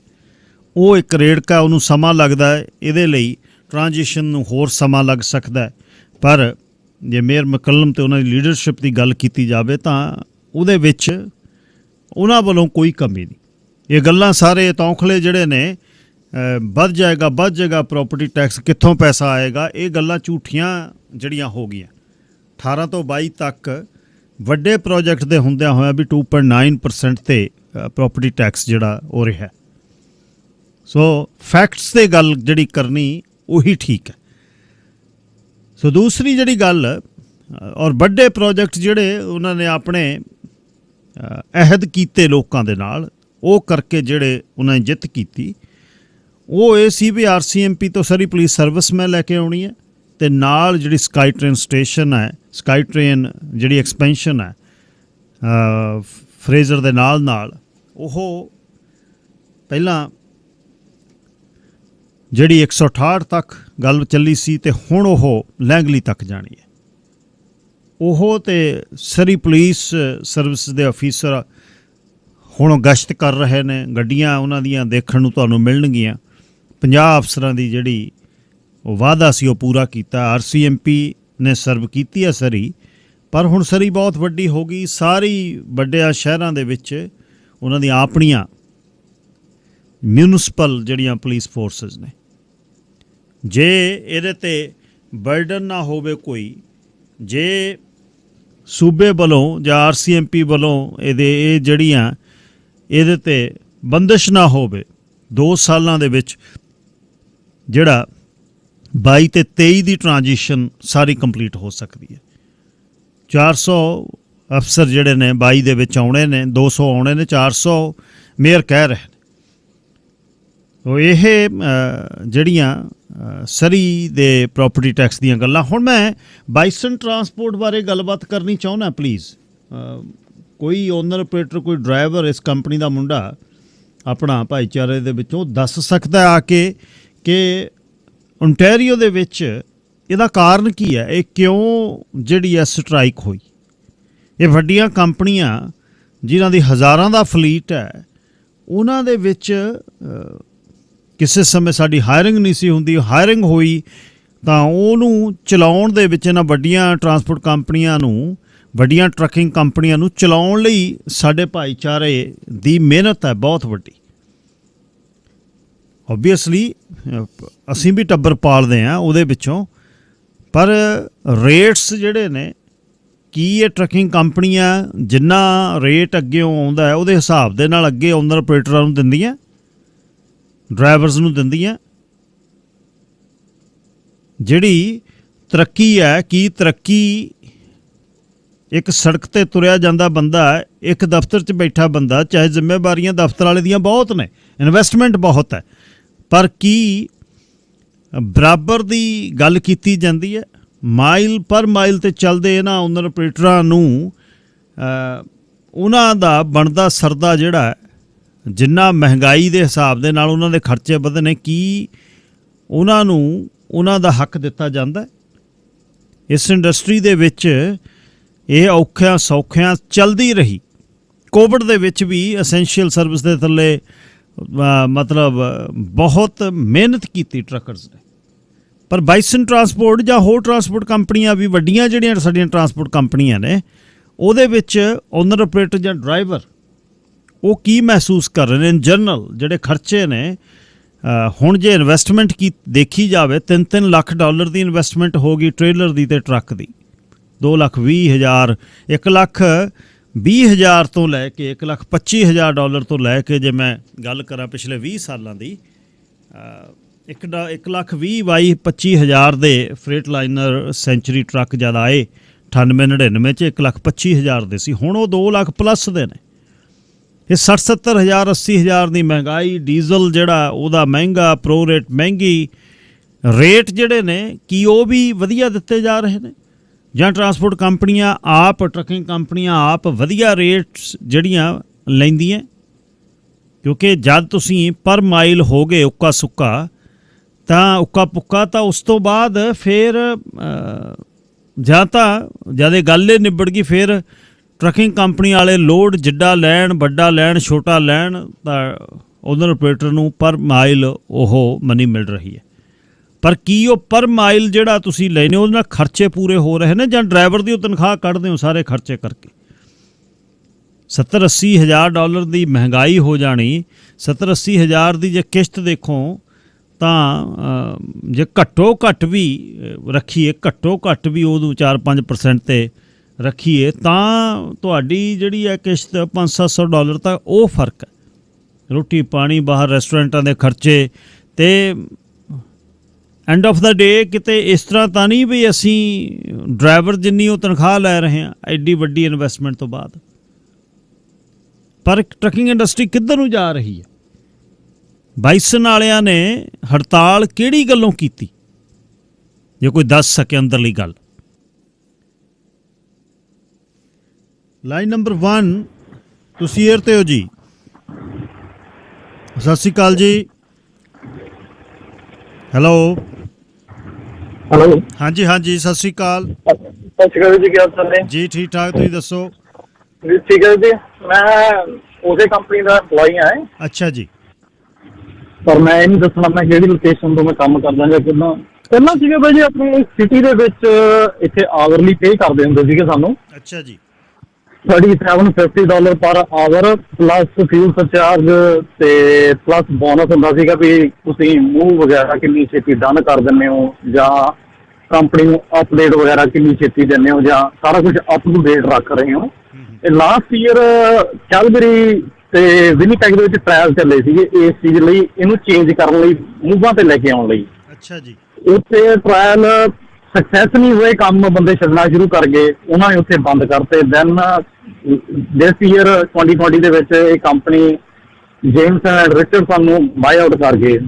ਆਫਟਰ 6 ਮੰਥ ਉਹਨਾਂ ਨੇ ਦੁਬਾਰਾ ਉਹ ਲੈ ਆਂਦਾ ਸਾਰਾ ਪ੍ਰੋਗਰਾਮ ਜਿਹੜਾ ਪਹਿਲਾਂ ਚੱਲਦਾ ਸੀਗਾ। ਸੋ ਉਹਦੇ ਵਿੱਚ ਕੀ ਆ, ਹੁਣ ਸਾਡੇ ਕੋਲ ਕੋਈ ਪੱਕੀ ਫਿਕਸ ਅਮਾਊਂਟ ਨਹੀਂ ਸਾਨੂੰ ਪਤਾ ਵੀ ਕਿੰਨੀ ਆ। ਬੌਬਟੇਲ ਮੂਵ ਲੈ ਕੇ ਜਾ ਰਹੀਆਂ ਕਿਤੇ ਟਰੱਕ, ਕੋਈ ਮੰਨ ਲਓ ਵੀ ਕਿ ਨੇੜੇ ਤੋਂ ਮੂਵ ਲੈ ਕੇ ਚੱਲੇ ਆ। ਕਈ ਵਾਰੀ ਐਸੇ ਮੂਵ ਵੀ ਨੇ ਜਿਹੜੇ $5-7 ਦੇ ਮੂਵ ਨੇ। ਅਸੀਂ ਕੰਪਨੀ ਨੇ ਜਾ ਕੇ ਗੱਲ ਵੀ ਕਰਦੇ ਹਾਂ ਤੇ ਉਹ ਕਹਿੰਦੇ ਨੇ ਵੀ ਵਰਕ ਆਨ ਕਰ ਰਹੇ ਹਾਂ। ਸਾਡੀ ਇਨਕਮ ਜਿਹੜੀ ਕੱਟ ਡਾਊਨ ਹੋ ਕੇ ਐਜ਼ ਏ ਓਨਰਪ੍ਰੇਟਰ ਦੀ $3000 ਤੱਕ ਡਾਊਨ ਆ ਚੁੱਕੀ ਹੈ ਪਰ ਮੰਥ। ਅੱਛਾ ਜੀ। ਸੋ ਇਸ ਚੀਜ਼ ਦਾ ਉਹ ਕੈਲਗਰੀ ਸੌਰੀ ਆਪਣੇ ਮਿਸੀਸਾਗਾ ontario ਵਾਲੇ ਜਿਹੜੇ ਆਪਣੇ ਹੈਗੇ ਨੇ ਉਹਨਾਂ ਨੇ ਉੱਥੇ ਗੱਲਬਾਤ ਕੀਤੀ ਸੀਗੀ। ਸੋ ਉਹਨਾਂ ਨੇ ਉਹਨਾਂ ਨੂੰ ਦਿੱਤਾ ਵੀ ਭਾਈ ਸਾਡੇ ਇਸ ਚੀਜ਼ ਦਾ ਸਾਡਾ ਸੋਚਿਆ ਜਾਵੇ ਵੀ ਸਾਡੇ ਵਰਕ ਇਟ ਨਹੀਂ ਹੋ ਰਿਹਾ। ਉਹਨਾਂ ਨੇ ਜਿਹੜੇ ਮੂਹਰੇ ਲੱਗੇ ਸੀਗੇ ਬੰਦੇ ਉਹ 30 ਜਣਿਆਂ ਨੂੰ ਟਰਮੀਨੇਸ਼ਨ ਲੈਟਰ ਦੇਤੀ ਵੀ ਤੁਹਾਨੂੰ 1 ਮਹੀਨੇ ਦਾ ਨੋਟਿਸ ਦਿੰਦੇ ਆ, ਤੁਸੀਂ ਆਪਦਾ ਕੰਮ ਲੱਭ ਲਓ। ਤੇ ਜਿਹੜੇ ਬਾਕੀ ਸੀਗੇ ਉੱਥੇ ਟੋਟਲ 56 ਡਰਾਈਵਰ ਸਮਥਿੰਗ ਉਸ ਕੰਮ ਕਰਦੇ, ਪੱਕਾ ਸ਼ੋਰ ਨਹੀਂ ਹੈਗਾ। ਅੱਛਾ ਜੀ। ਤੇ ਉਹ ਬਾਕੀ ਕਹਿੰਦੇ ਵੀ ਫਿਰ ਅਸੀਂ ਵੀ ਨਹੀਂ ਕਰਨਾ ਹੈਗਾ ਜੇ ਕੱਲ੍ਹ ਨੂੰ ਸਾਡੀ ਵਾਰੀ ਵੀ ਆਈ। ਸੋ ਇਹਦਾ ਮਤਲਬ ਬਾਕੀ ਤੁਹਾਡੀ ਜਿੰਨੀਆਂ ਵੀ ਜਿਹੜੇ ਤੁਹਾਡੇ ਦਫ਼ਤਰ ਨੇ ਜਿੱਥੇ ਤੁਹਾਡੇ ਫਲੀਟ ਕੰਮ ਕਰਦੇ ਆ ਕੈਨੇਡਾ ਦੇ ਵਿੱਚ ਵੀ ਇਹ ਗੱਲ ਅੱਗੇ ਆ ਸਕਦੀ ਹੈ। ਸਾਰੇ ਕਿਤੇ ਵਿੱਚ ਗੱਲ ਚੱਲ ਰਹੀ ਹੈ, ਔਖੇ ਸਾਰੇ ਹੋਏ ਪਏ ਨੇ। ਜਿੱਥੇ ਇੱਥੇ ਸਭ ਤੋਂ ਵੱਡੀ ਟਰਬਲ ਕੀ ਆ ਰਹੀ ਹੈ, ਜੇ ਕੋਈ ਗੱਲ ਕਰਨਾ ਚਾਹੁੰਦਾ ਜਾ ਕੇ ਗੱਲ ਵੀ ਕਰਦਾ ਸਾਰੇ ਡਰਦੇ ਆ, ਆਪੋ ਆਪਣੇ ਪੈਰ ਖਿੱਚ ਰਹੇ ਆ ਵੀ ਜਿਹੜਾ ਮੂਹਰੇ ਲੱਗਿਆ ਤੇ ਉਹ ਗਿਆ। ਕਿਉਂਕਿ ਜੇ ਇਹ ਪਹਿਲਾਂ ਅੱਜ ਤੋਂ 4 ਸਾਲ ਪਹਿਲਾਂ ਮੈਂ ਟਰਮੀਨਲ ਦਾ ਨਾਂ ਨਹੀਂ ਲੈਂਦਾ, ਉਸ ਟਰਮੀਨਲ ਉੱਤੇ ਟਰਬਲ ਪਈ ਸੀਗੀ, ਉਹਨਾਂ ਨੇ ਉੱਥੋਂ ਫਾਇਰ ਕਰਤੇ ਬੰਦੇ। ਸੋ ਹੁਣ ਵੀ ਉਸੇ ਟਰਮੀਨਲ ਤੇ ਦੁਬਾਰਾ ਗੱਲ ਸ਼ੁਰੂ ਹੋਈ ਆ, ਬੰਦੇ ਇਕੱਠੇ ਹੋ ਰਹੇ ਨੇ ਪਰ ਮੂਹਰੇ ਲੱਗ ਕੇ ਅਗਲਾ ਕਹਿੰਦਾ ਵੀ ਹੁਣ ਆਪਦੀ ਪੈਰ ਤੇ ਆਪ ਕਹਾੜੀ ਮਾਰਨੇ ਵਾਲਾ ਕੰਮ ਹੈ। ਪਰ ਹੁਣ ਗੱਲ ਇਹ ਆ ਵੀ ਕਿਸੇ ਨੂੰ ਤੁਰਨਾ ਤਾਂ ਪੈਣਾ ਨਾ। ਹਾਂਜੀ, ਕਿਉਂਕਿ ਮੈਂ ਆਪਦੀ ਪਰਸਨਲ ਤੌਰ ਤੇ ਗੱਲ ਕਰਦੇ ਆ, ਕਈ ਵਾਰੀ ਹੋਇਆ ਵੀ ਐਸੇ ਜੇ ਮੂਹਰੇ ਲੱਗਦੇ ਆ ਤਾਂ ਜਿਹੜਾ ਮੂਹਰੇ ਲੱਗਿਆ ਹੈ ਉਹਨੂੰ ਇਹ ਟਰਬਲ ਆਉਂਦੀ ਹੈ, ਬਾਕੀ ਸਾਰੇ ਕੁਝ ਉੱਥੇ ਸੈੱਟ ਰਹਿੰਦਾ, ਛੱਡ ਜਾਂਦੇ ਨੇ। ਬਿਲਕੁਲ ਠੀਕ ਹੈ। ਉਹਦਾ ਸਾਥ ਨਹੀਂ ਕੋਈ ਦੇਣ ਨੂੰ ਤਿਆਰ ਹੁੰਦਾ। ਬਾਕੀ ਤੁਹਾਨੂੰ ਇਨਫੋਰਮੇਸ਼ਨ ਮੈਂ ਥੋੜੀ ਜਿਹੀ ਆਫ ਦਾ ਏਅਰ ਦੇ ਦੇਣਾ ਤੁਹਾਨੂੰ ਪਰਸਨਲ। ਮੈਨੂੰ ਦੇ ਦਿਓ, ਮੈਨੂੰ ਦੱਸ ਦਿਓ। ਹਾਂਜੀ, ਮੈਨੂੰ ਆਪਦਾ ਮਾੜਾ ਨੰਬਰ ਤੁਸੀਂ ਬੋਲ ਦਿਓ। 6047291224 6047291224। ਇੱਕ ਸੈਕਿੰਡ, 6047291224। ਠੀਕ ਹੈ ਜੀ, ਧੰਨਵਾਦ ਜੀ, ਧੰਨਵਾਦ ਜੀ। ਸ਼ਾਹ ਗੁਰਵਿੰਦਰ ਸਿੰਘ। ਹਾਂਜੀ ਭਾਜੀ, ਸਤਿ ਸ੍ਰੀ ਅਕਾਲ। ਸਤਿ ਸ੍ਰੀ ਅਕਾਲ ਵੀਰ ਜੀ। ਭਾਜੀ ਇਹ ਬਾਈਸਨ ਵਾਲਿਆਂ ਬਾਰੇ ਗੱਲ ਕਰਨ ਲੱਗਾ ਸੀ। ਪਹਿਲਾਂ ਤਾਂ ਇੱਕ ਗੱਲ ਤਾਂ ਹੈਗੀ ਹੈ ਜੀ, ਚਾਹੇ ਬਾਈਸਨ ਵਾਲੇ ਲਾ ਲਓ ਤੇ ਚਾਹੇ ਆਪਣੇ ਦੇਸੀ ਭਾਈ ਆ, ਓਦਾਂ ਵੀ ਛੱਡਦੇ ਬੰਦੇ ਨੂੰ ਪੈਸੇ ਜੋਗਾ। 2.5 ਲੱਖ ਦਾ ਟਰੱਕ ਲੈ ਕੇ ਜੇ 4000 ਘਰੇ ਲੈ ਕੇ ਆਉਂਦਾ ਤਾਂ ਫੇਰ ਤਾਂ ਪਤਾ ਲੱਗਿਆ ਹੀ ਹੈ ਨਾ। ਬਾਈਸਨ ਵਾਲਿਆਂ ਦੇ ਮੈਂ ਵੀ ਕੰਮ ਕੀਤਾ ਜੀ। ਤੇ ਹੁਣ ਜਿਹੜਾ ਇਹਨਾਂ ਦਾ ਜਿਹੜਾ ਚੱਕਰ ਚੱਲਿਆ ਜੀ, ਅੱਗੇ ਤਾਂ ਚਲੋ ਘੰਟੇ ਦੇ ਹਿਸਾਬ ਨਾਲ ਪੈਸੇ ਦਿੰਦੇ ਸੀ ਜੀ, ਉਹ ਵੀ ਇੰਨੇ ਕੋਈ ਜ਼ਿਆਦਾ ਨਹੀਂ ਸੀਗੇ ਵੀ ਜੇ ਕਹੀਏ ਵੀ ਆਪਾਂ ਓਨਰ ਆਪਰੇਟਰ ਵਾਸਤੇ ਜ਼ਿਆਦੇ ਸੀ ਪੈਸੇ, ਹਨਾ। ਹੂੰ ਹੁਣ ਇਹਨਾਂ ਨੇ ਇਹ ਕਰ ਦਿੱਤਾ ਜੀ, ਮੇਰੇ ਫਰੈਂਡ ਕਰਦੇ ਕੰਮ, ਹੂੰ ਮੈਂ ਚਲਾਉਣਾ ਉਬਰ। ਹੂੰ ਕਈ ਵਾਰੀ ਇਹਨਾਂ ਦਾ ਟ੍ਰਿਪ ਜਿਹੜਾ ਹੁੰਦਾ ਉਬਰ ਨਾਲੋਂ ਵੀ ਛੋਟਾ ਹੁੰਦਾ, $2.5 ਦਾ ਵੀ ਟ੍ਰਿਪ ਹੁੰਦਾ ਇਹਨਾਂ ਦਾ। ਓਹੋ ਹੋ ਉਹ ਲੱਖ ਡਾਲਰ ਦਾ ਟਰੱਕ ਲੈ ਕੇ ਬੰਦਾ ਤੁਰਿਆ ਫਿਰਦਾ, $2.5 ਦਾ ਟ੍ਰਿਪ। ਹੂੰ ਤੇ ਮੋਹਰੋਂ ਕਹਿੰਦੇ ਕੰਮ ਛੱਡ ਜਾਓ, ਹਨਾ। ਹੂੰ ਤੇ ਇਹ ਹੁਣ ਇਹ ਜਿਹੜੇ BC ਵਾਲੇ ਜਿਹੜੇ ਆਪਣਾ ਸਰੀ ਟਰਮੀਨਲ ਵਾਲੇ ਜਿਹੜੇ ਆ, ਇਹਨਾਂ ਨੂੰ ਹੁਣ ਮੈਂ ਇਹਨਾਂ ਦੀ ਜ਼ਮੀਰ ਜੇ ਇਹਨਾਂ ਦੀ ਓਨਰੇਟਰਾਂ ਦੀ ਕਿਤੇ ਹੈਗੀ ਜਾਗਦੀ, ਜੇ ਡਰਦੇ ਨਹੀਂਗੇ ਤੇ ਇਹਨਾਂ ਨੂੰ ਵੀ ਨਾਲ ਉਹਨਾਂ ਦੇ ਖੜਨਾ ਚਾਹੀਦਾ, ਟੋਰਾਂਟੋ ਵਾਲਿਆਂ ਦੇ। ਕਿਉਂਕਿ ਇੱਕ ਦੂਜੇ ਨੂੰ ਤਾਂ ਕਹੀ ਜਾਂਦੇ ਆ ਜੀ ਸਾਡਾ ਇੱਦਾਂ ਹੋ ਗਿਆ ਉੱਦਾਂ ਹੋ ਗਿਆ, ਉੱਥੇ ਮੋਹਰੇ ਜਦੋਂ ਜਾਂਦੇ ਕਿ ਨਹੀਂ, ਜਦੋਂ ਮਾੜੀ ਜੀ ਭੂਰੀ ਵੱਟਦੇ ਆ ਤੇ ਉਦੋਂ ਹੀ ਪਿੱਛੇ ਭੱਜੇ ਆਉਂਦੇ ਆ, ਮੋਹਰੇ ਨਹੀਂ ਕੋਈ ਲੱਗਦਾ ਇਹਨਾਂ ਚੋਂ। ਮੈਂ ਇਹਨਾਂ ਦਾ ਕੰਮ ਕਰਦਾ ਸੀ, ਮੈਂ ਇਹਨਾਂ ਦੇ ਟਰੱਕ ਤੇ ਹੋ ਗਿਆ ਸਿੱਖ। ਮੈਂ ਕੰਮ ਤੇ ਨਹੀਂ ਗਿਆ, ਮੈਨੂੰ ਇਹਨਾਂ ਦੀ ਜਿਹੜੀ ਕੋਈ ਕਹਿਣ ਚ ਹਰਜ ਵੀ ਨਹੀਂ, ਅਲੀਸ਼ਾ ਇਹਨਾਂ ਦੀ ਸੁਪਰਵਾਈਜ਼ਰ ਆ ਲੈਂਗਲੀ ਦੀ, ਮੈਨੂੰ ਕਹਿੰਦੀ ਤੂੰ ਕੰਮ ਤੇ ਆ।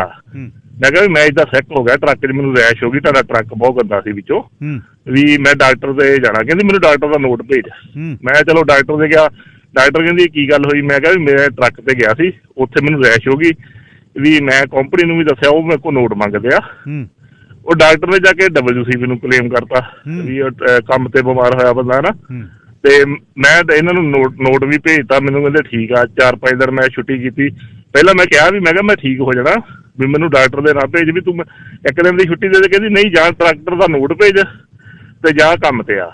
ਤੇ ਜਦੋਂ 4 ਦਿਨ ਮੈਂ ਕੰਮ ਤੇ ਨਹੀਂ ਗਿਆ, 5ਵੇਂ ਦਿਨ ਮੈਂ ਕਿਹਾ ਵੀ ਮੈਂ ਹੁਣ ਠੀਕ ਆ। ਮੈਨੂੰ ਕਹਿੰਦੀ ਤੈਨੂੰ ਮੈਂ ਨਾ ਕਲੀਨ ਟਰੱਕ ਦੇ ਦਿੰਦੀ ਆ। ਤੇ ਜਦੋਂ ਡਾਕਟਰ ਦਾ ਨੋਟ ਭੇਜ ਦਿੱਤਾ ਤੇ ਮੈਨੂੰ ਕਹਿੰਦੀ ਮੈਂ ਤੈਨੂੰ ਕਲੀਨ ਟਰੱਕ ਦੇ ਦਿੰਦੀ ਆ, ਤੂੰ ਕੰਮ ਤੇ ਆ ਜਾ। ਮੈਂ ਕਿਹਾ ਹੁਣ ਤਾਂ ਤੈਨੂੰ ਡਾਕਟਰ ਦਾ ਨੋਟ ਭੇਜ ਦਿੱਤਾ, ਆਪੇ ਡਾਕਟਰ ਦਾ ਨੋਟ ਮੰਗਦੀ ਸੀ, ਹੁਣ ਨੋਟ ਭੇਜ ਦਿੱਤਾ, ਹੁਣ ਤੂੰ ਮੈਨੂੰ ਕਹੀ ਨਹੀਂ ਕਲੀਨ ਟਰੱਕ ਦੇ ਦਿੰਦੀ ਆ ਨਾ ਤੈਨੂੰ। ਤੇ ਫਿਰ ਮੈਂ ਜਦੋਂ ਠੀਕ ਹੋ ਗਿਆ, ਆਪਾਂ ਕੰਮ ਤੇ ਜਾਣਾ ਹੀ ਸੀ, ਮੈਂ ਕੰਮ ਤੇ ਗਿਆ ਤੇ 2 ਦਿਨ ਮੈਂ ਕੰਮ ਤੇ ਗਿਆ। ਮੈਨੂੰ ਕਹਿੰਦੇ ਹੁਣ ਠੀਕ ਆ? ਮੈਂ ਕਿਹਾ ਠੀਕ ਆ। ਮੈਨੂੰ ਕਹਿੰਦੇ ਆ ਤੇਰਾ ਲੈਟਰ ਫੜਾਤਾ, ਮੈਨੂੰ ਕਹਿੰਦੇ ਵੀ ਤੈਨੂੰ ਚੱਲ ਬਾਈ ਕਰ ਦਿੱਤਾ ਉਹ, ਹਨਾ। ਤੇ ਮੈਂ ਤਾਂ ਪਹਿਲਾਂ ਹੀ ਮੈਂ ਤਾਂ ਕੰਮ ਕਰਨਾ ਹੀ ਨਹੀਂ ਚਾਹੁੰਦਾ ਸੀ। ਮੈਂ ਕਿਹਾ ਜੇ ਹੁਣ ਮੈਂ ਆਪ ਦਿੰਦਾ ਨੋਟ, ਤੋਂ ਮੈਨੂੰ 15 ਦਿਨ ਉੱਥੇ 15-20 ਮਹੀਨਾ ਦਾ ਇਹਨਾਂ ਨੇ ਤੰਗ ਕਰਨਾ ਸੀ, ਨਾ। ਤੇ ਮੈਂ ਕਿਹਾ ਚਲੋ ਠੀਕ ਆ, ਫੜਾਓ ਨੋਟ, ਤੁਸੀਂ ਦੇ ਦਿੱਤਾ। ਪਰ ਹੁਣ ਜਿਹੜੀ ਓਨਰ ਆਪਰੇਟਰਾਂ ਦਾ ਇੰਨੀ ਕੁੱਤੇ ਖੜੀ ਕੀਤੀ ਇਹਨਾਂ ਨੇ ਨਾ, ਉਹ ਟੋਰਾਂਟੋ ਵਾਲੇ ਬੰਦੇ ਵਧੀਆ ਚੰਗੇ ਆ। ਉਹ ਜਿਹੜਾ ਜਾ ਕੇ ਗੱਲ ਕਰਦਾ ਉਹਨੂੰ ਕਹਿੰਦੇ ਕੰਮ ਛੱਡ ਜਾ। ਮੁੰਡੇ ਦਾ ਐਕਸੀਡੈਂਟ ਹੋ ਗਿਆ ਜੀ, ਇਹਨਾਂ ਦੀਆਂ ਇੰਨੀਆਂ ਮਾੜੀਆਂ ਪਾਲਿਸੀਆਂ। ਪਹਿਲਾਂ ਤਾਂ ਜਦੋਂ ਹਾਇਰ ਕਰਾਉਂਦੇ ਕਿ ਨਹੀਂ, ਉਦੋਂ ਬੰਦੇ ਨੂੰ ਏਦਾਂ ਲੱਗਦਾ, ਆਮ ਬੰਦਾ ਤਾਂ ਕਹਿੰਦਾ ਯਾਰ ਉਹ ਗੋਰਿਆਂ ਦੀ ਕੰਪਨੀ 'ਚ ਜਾ ਕੇ ਪਤਾ ਨਹੀਂ ਕਿੰਨੀ ਕੁ ਹਾਇਰਿੰਗ ਪ੍ਰੋਸੈਸ ਆ। 3 ਦਿਨ ਇੰਨਾ ਖੱਜਲ ਕਰਦੇ ਆ।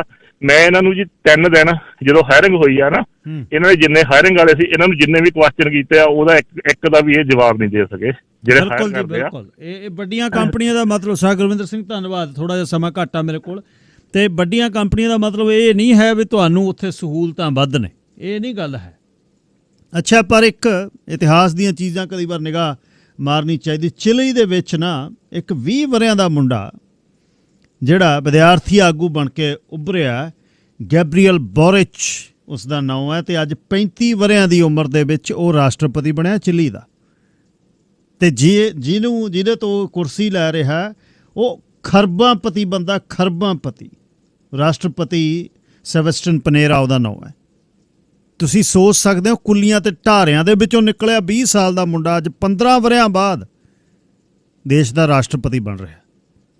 ਇਹ ਵੈਸੇ ਹੀ ਲੱਗਦਾ ਹੁੰਦਾ ਵੱਡਿਆਂ ਨੂੰ ਵੇਖ ਕੇ ਵੀ ਨਹੀਂ ਜੀ ਇਹ ਤਾਂ ਬਿਨਾਂ ਤਾਂ ਆਹ ਹੋ ਜੂ। ਜਜ਼ਬਿਆਂ ਦੀ ਗੱਲ ਹੈ, ਜਜ਼ਬੇ ਅਡਾਰੀ ਭਰਨ ਤਾਂ ਚੀਜ਼ਾਂ ਬਣ ਜਾਂਦੀਆਂ ਨੇ। ਬਾਕੀ ਜੇ ਉਈਓ ਇਕੱਠੇ ਜੇ ਹੋਣਾ ਹੈ ਤਾਂ ਹੋ ਹੀ ਜਾਵੇ, ਬੰਦਾ ਕਿਸੇ ਨੂੰ ਫੜ ਕੇ ਨਹੀਂ ਖੜ ਕੇ ਪੂੰਛੋਂ ਕੋਈ ਕਰ ਸਕਦਾ ਖੜਾ। ਇਹ ਤਾਂ ਆਪੇ ਤੁਰਨਾ ਪੈਂਦਾ ਹੈ ਦੁਨੀਆ ਦੇ ਵਿੱਚ। ਇਹ ਸੀ ਜੀ ਅੱਜ ਦਾ ਪ੍ਰੋਗਰਾਮ। ਕੱਲ੍ਹ ਨੂੰ ਮੁੜਦੇ ਹਾਂ, ਰੱਬ ਰਾਖਾ।